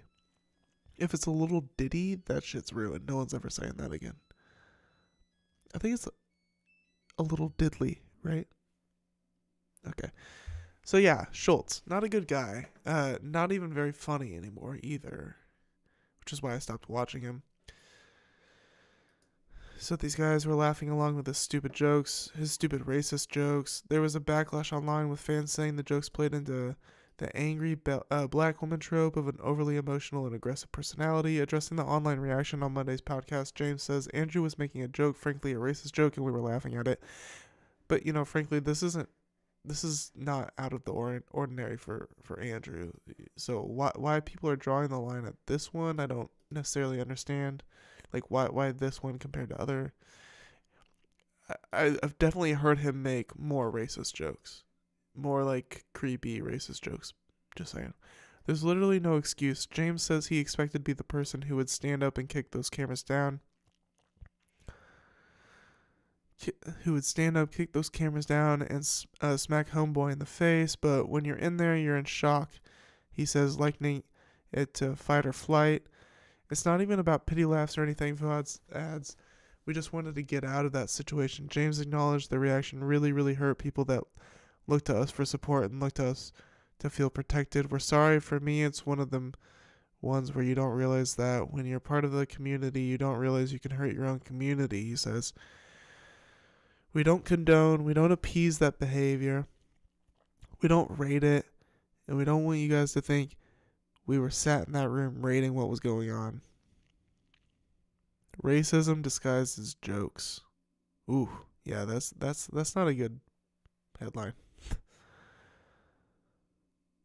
Fan Jordan Berkeley says she was instantly disappointed when she saw the clip of James and Fuad on the podcast. She uploaded a reaction video on TikTok where she said it was so exhausting being a black woman. So, let's move on to the more relevant story here.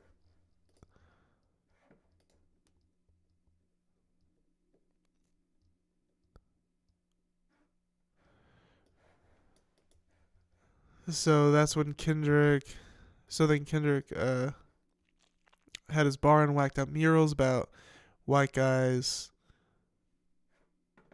comedians making jokes about black women. People speculated that was aimed at Andrew because of the controversy just a few months ago. Shortly after the album dropped, DJ Academics claimed he reached out to Schulz about the line. Allegedly, he responded to it by asking, "Is this guy too woke to understand a joke?"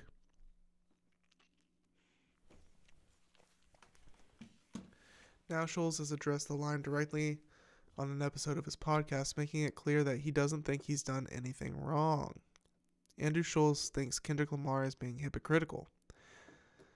Comedian Andrew Schulz officially responds to Kendrick Lamar subbing him on GNX. He says Kendrick's a hypocrite and that nobody is off limits for jokes. Sarcastically states nobody has respected women more through art than rappers. Dude, it's not necessarily just about respecting women. It's about like the racism mixed into it. It's about your racist jokes about black women.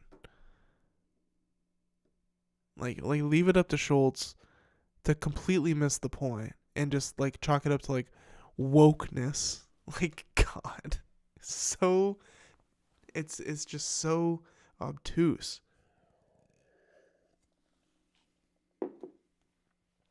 Intentionally obtuse. Makes racist jokes that he thinks are funny literally because they're racist. And then when people rightfully, not just people, but when legends rightfully call him out for his racism, he's then all of a sudden very obtuse and can't see the point. I thought Schulz was supposed to be a smart guy. What happened to Schulz being a smart guy? It's what conservatism does to a fucking brain, dude. It just... It's almost like intentional ignorance. Not all conservatives are like that, but at least with Schulz's case, where the money comes from plays a big part in a lot of this shit.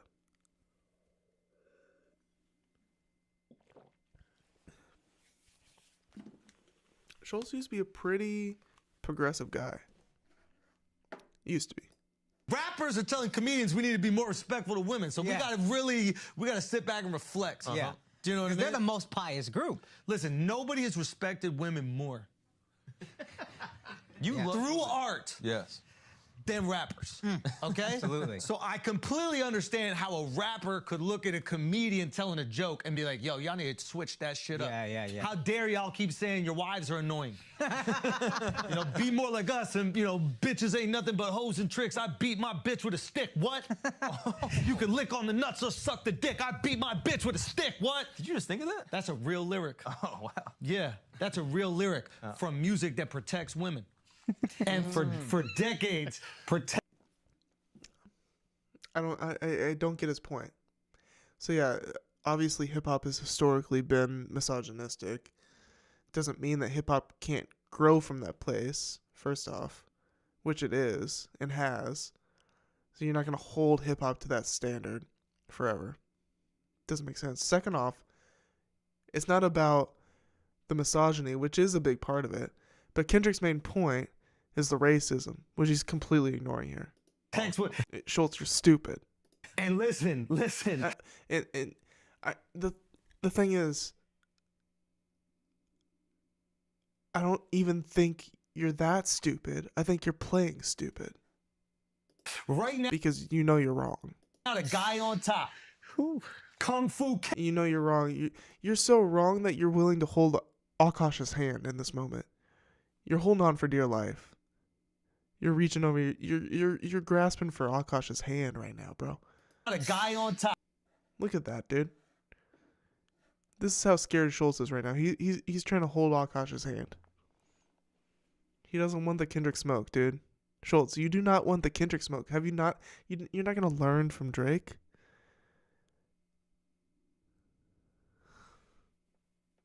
Schulz, stop it, dude.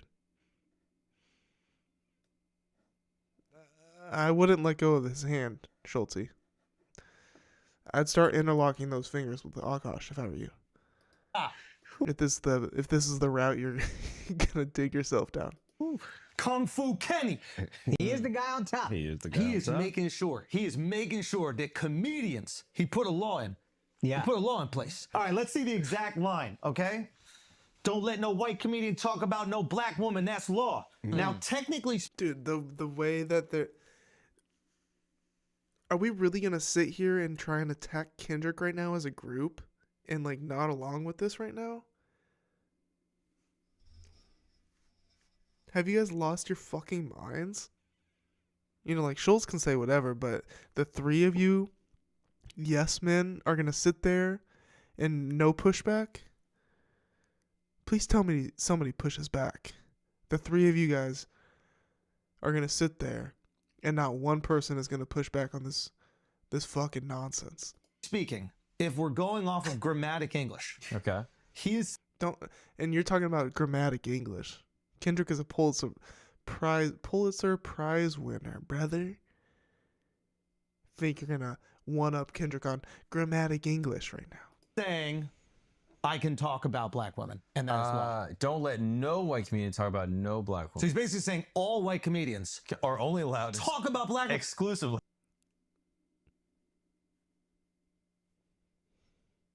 See, intentionally not engaging with the point. He's intentionally not engaging with Kendrick's point. It's pretty fucking disrespectful. I don't even think we've technically got to the disrespectful part yet. That's what I'm talking about, Kendrick. We're back. That's what I'm talking about. It's a You know, comedy isn't, ignorance isn't funny. You know, people think that, like, playing ignorance, like, silly goofy. Like, I think he thinks he's being funny right now. It's just not funny. Finally, he understands it's a it. law. Now I understands why he's doing a comedy with the South Park creators. That makes Because sense. he I get it now. Schulz is jealous. appreciates white comedians that make fun of black people. There you go. And they've done that brilliantly for decades. Yeah, that's true. And he would never want to, break one of his own laws. No, that's true. I mean, didn't they have a character called Token on the South Park show? Yeah, they do. Which I'm sure Kendrick is a big fan of. The thing is, South Park creators are funny. Schulz is not funny. Schulz is trying to compare himself to the creators of South Park right now, which handle their show with, like, grace and nuance and balance. Andrew Schulz is not a balanced and nuanced comedian, especially when he talks about race. Not even close. South Park, inarguably, they are. Come on, Schulz. Stop it. You are not on the level as the South Park creators. You do not have you're not tiptoeing these racy topics in a funny way that's nuanced and towing that line of offensive and inoffensive. No, you're obtuse with it, dude. It's just not funny. Your shit is not funny. It just comes off as mean-spirited and racist. It's true. He must be a big fan if he's going to do a comedy with them. I mean, we can look that up. Apparently, he has a comedy coming out. Yep. He sounds so jealous right now. He sounds so jealous. Dude, he is bent. Oh, man. Oh, man, Schultz, you are bent over this, dude. And Kendrick, if Streisand effect, bro. I didn't even know he was talking about you over this shit. Nobody even cared enough about your controversy to the point that I was like aware of the fact that you had come on under fire for this. Streisand effect, bro. He could have been talking about anybody. I know some people like drew that connection, but without you, without you, what's the word? Like solidifying this right now. I know there's a better word for that, but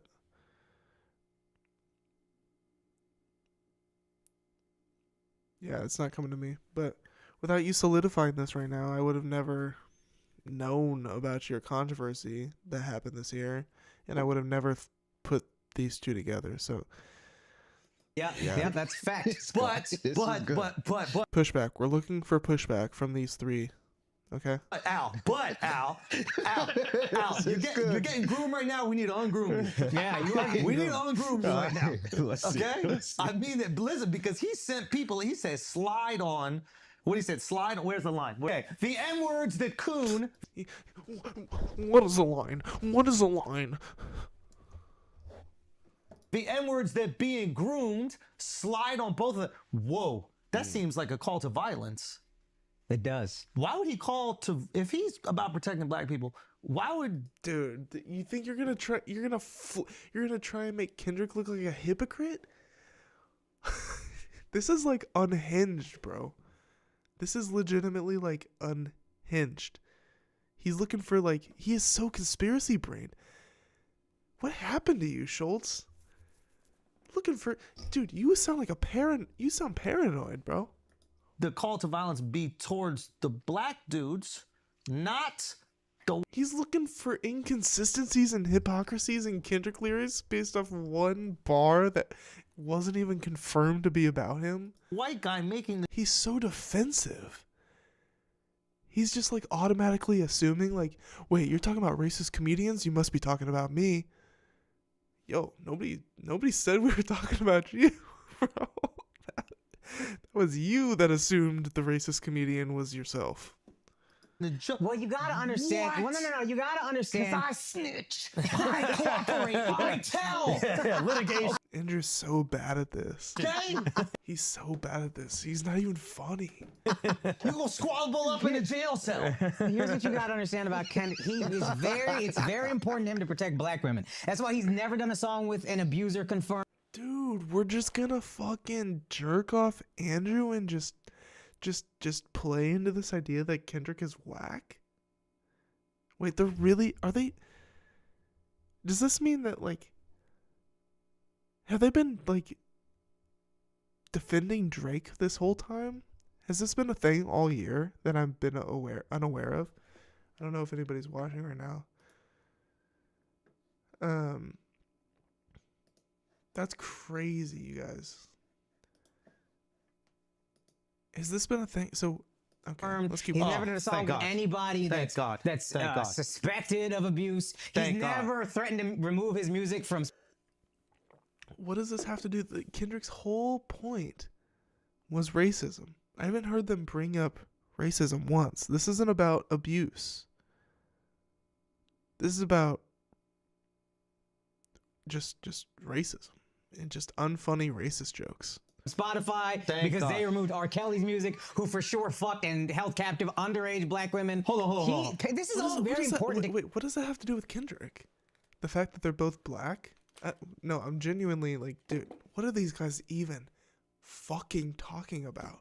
Kendrick. Wait a minute, just let me understand what's going on here, because I think that you're using sarcasm as a comedic device. It is a comedic device. But you're so fucking smart right now that I don't know if you're serious or making jokes. Are you saying that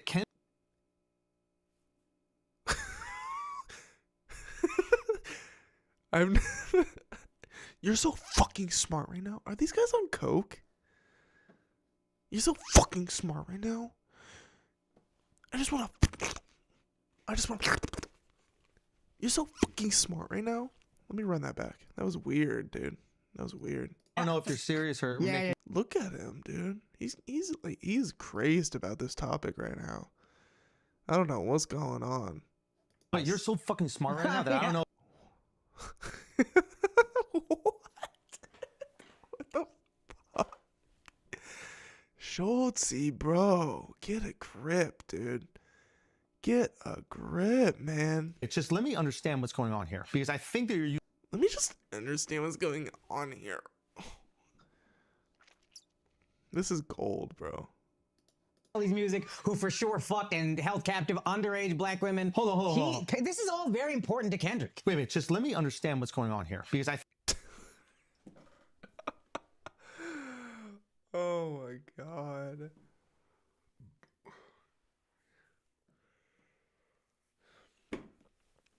This is like Wendy Williams type shit. From Spotify, because they removed R. Kelly's music, who for sure fucked and held captive underage black women. Hold on. This is all very important to Kendrick. Wait a minute, just let me understand what's going on here, because I think that you're using sarcasm as a comedic device. It is a comedic device. But you're so fucking. Oh, I get it. I needed the comedy to be explained to me before I could laugh. Smart right now that I don't know if you're serious or. And then, I'm sorry, I missed it again, but this is what we're here for. It is a comedic device. But you're so fucking smart right now that I don't know if you're serious or making jokes. Are you You want some fucking teeth? saying that Kendrick Lamar put it on wax that he is protecting black women from white comedians' jokes, but not the kidnapping, molestation, and rape of R. Kelly? And it actually. What is the connection there? Kendrick has definitely talked about R. Kelly. First off. Okay. So, but second off, he doesn't need to talk about R. Kelly. He can talk about whatever injustice or whatever the fuck he wants. Kendrick is not held up to anybody's fucking standards about what he can or can't talk about. I mean, we are graced with whatever Kendrick decides to talk about. Reality, he would take his own music off Spotify to protect R. Kelly. Yeah. Someone who's kidnapped, a sexual molested, predator, and black women? Oof, children. Are you saying that he's... Oh, and by the way, so they're talking about Kendrick, he said that he would take his music off Spotify if R. Kelly was something. He took that shit back. Okay. We're not talking about current statements. Okay, they're talking about something from the past that Kendrick has since got on record saying that he regrets, saying that he takes it back. Okay, so what? They're not even fucking talking about current information. This is so fucking dumb. Done songs with other men who have potentially put him. And he never worked with R. Kelly. Okay. Never worked with R. Kelly. Hands on black Not women? potentially, confirmed. Wait a minute, convicted? Yeah, I don't know what you call Chris Brown, but yeah, whatever that is. Not breezy.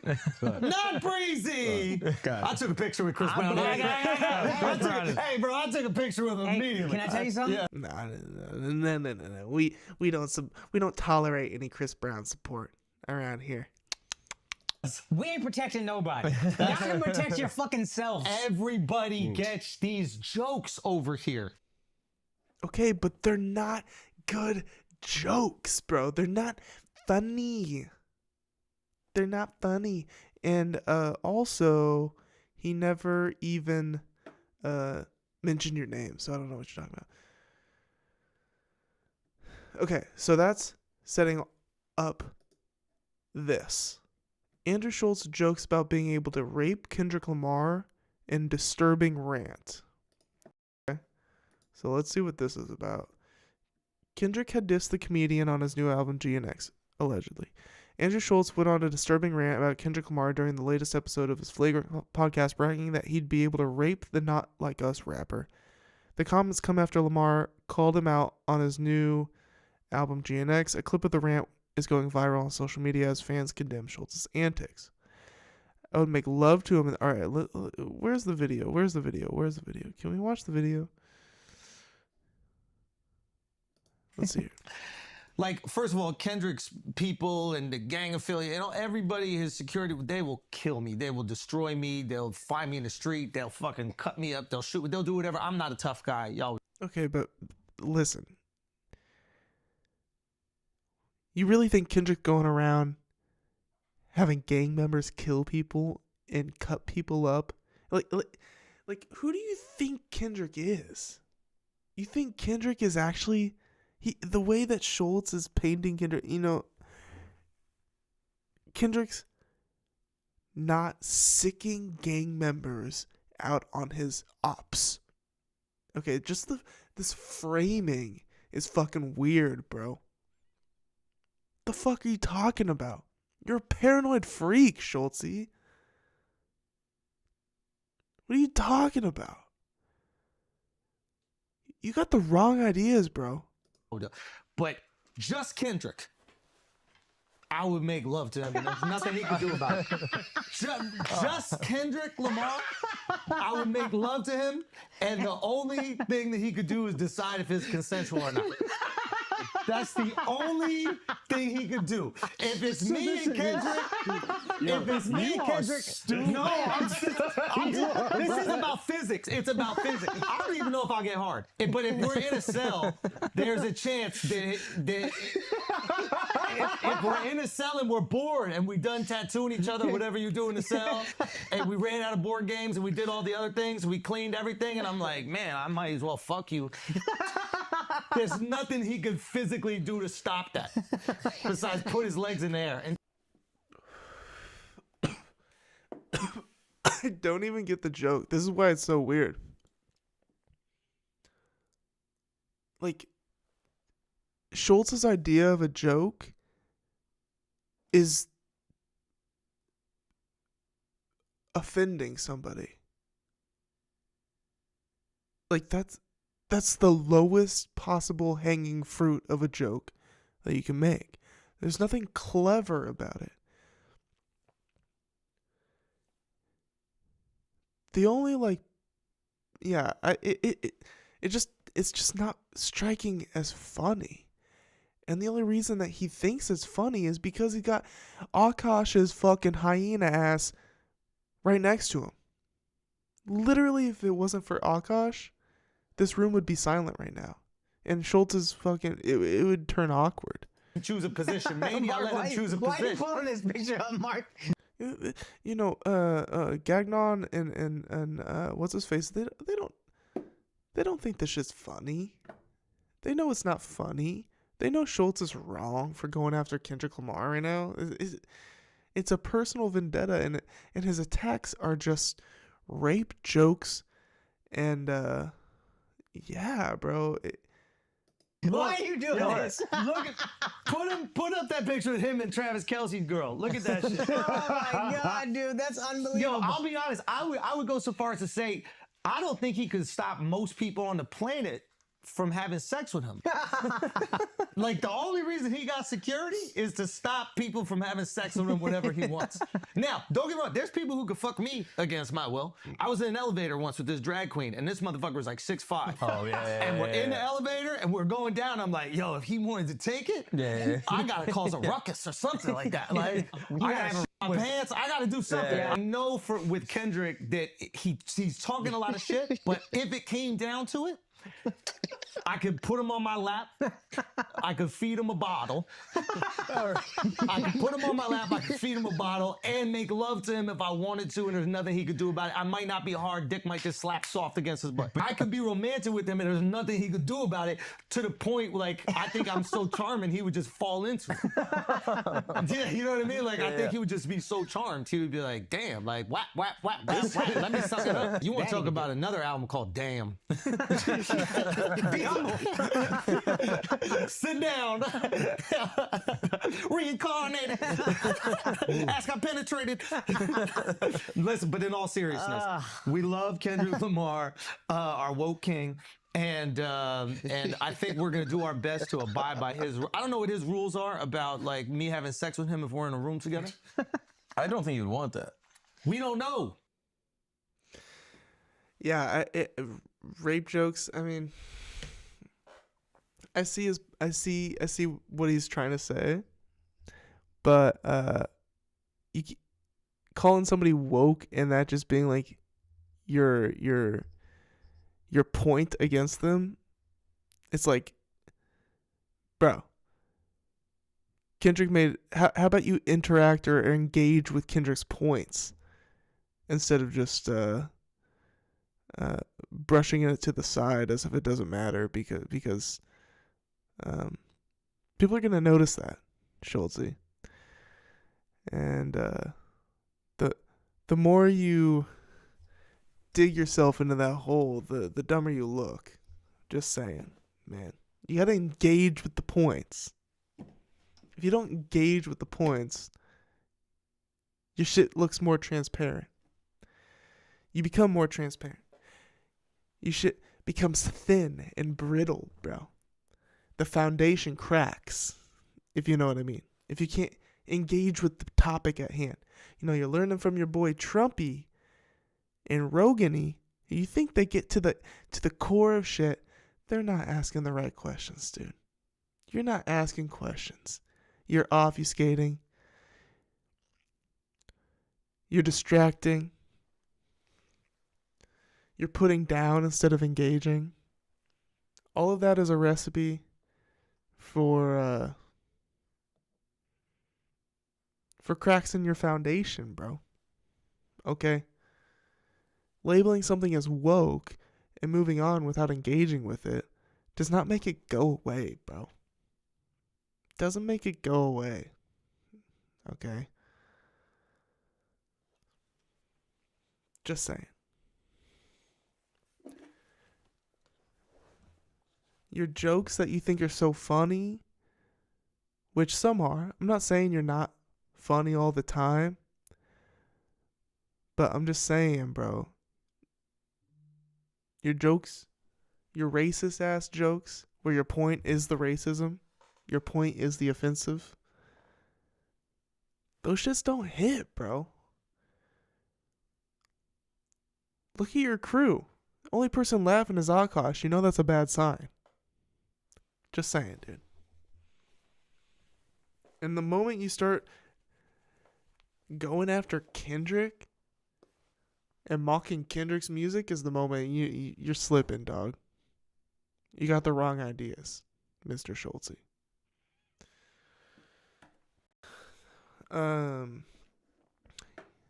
Okay, you guys.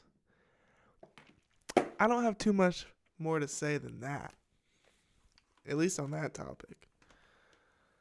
Andrew Schulz, he can be funny. Okay, he can be funny. I gotta be fair. Right? But he's heading down the wrong path with this shit. It's not looking great. It's not looking great. The things that he's leaning into, comedy-wise, the assumptions he's making, the paranoid fucking delusions he's having about Kendrick Lamar right now. The only way he can fight Kendrick is just threatening to rape him. You know, physical attacks. It's like middle school bullying tactics. Very immature.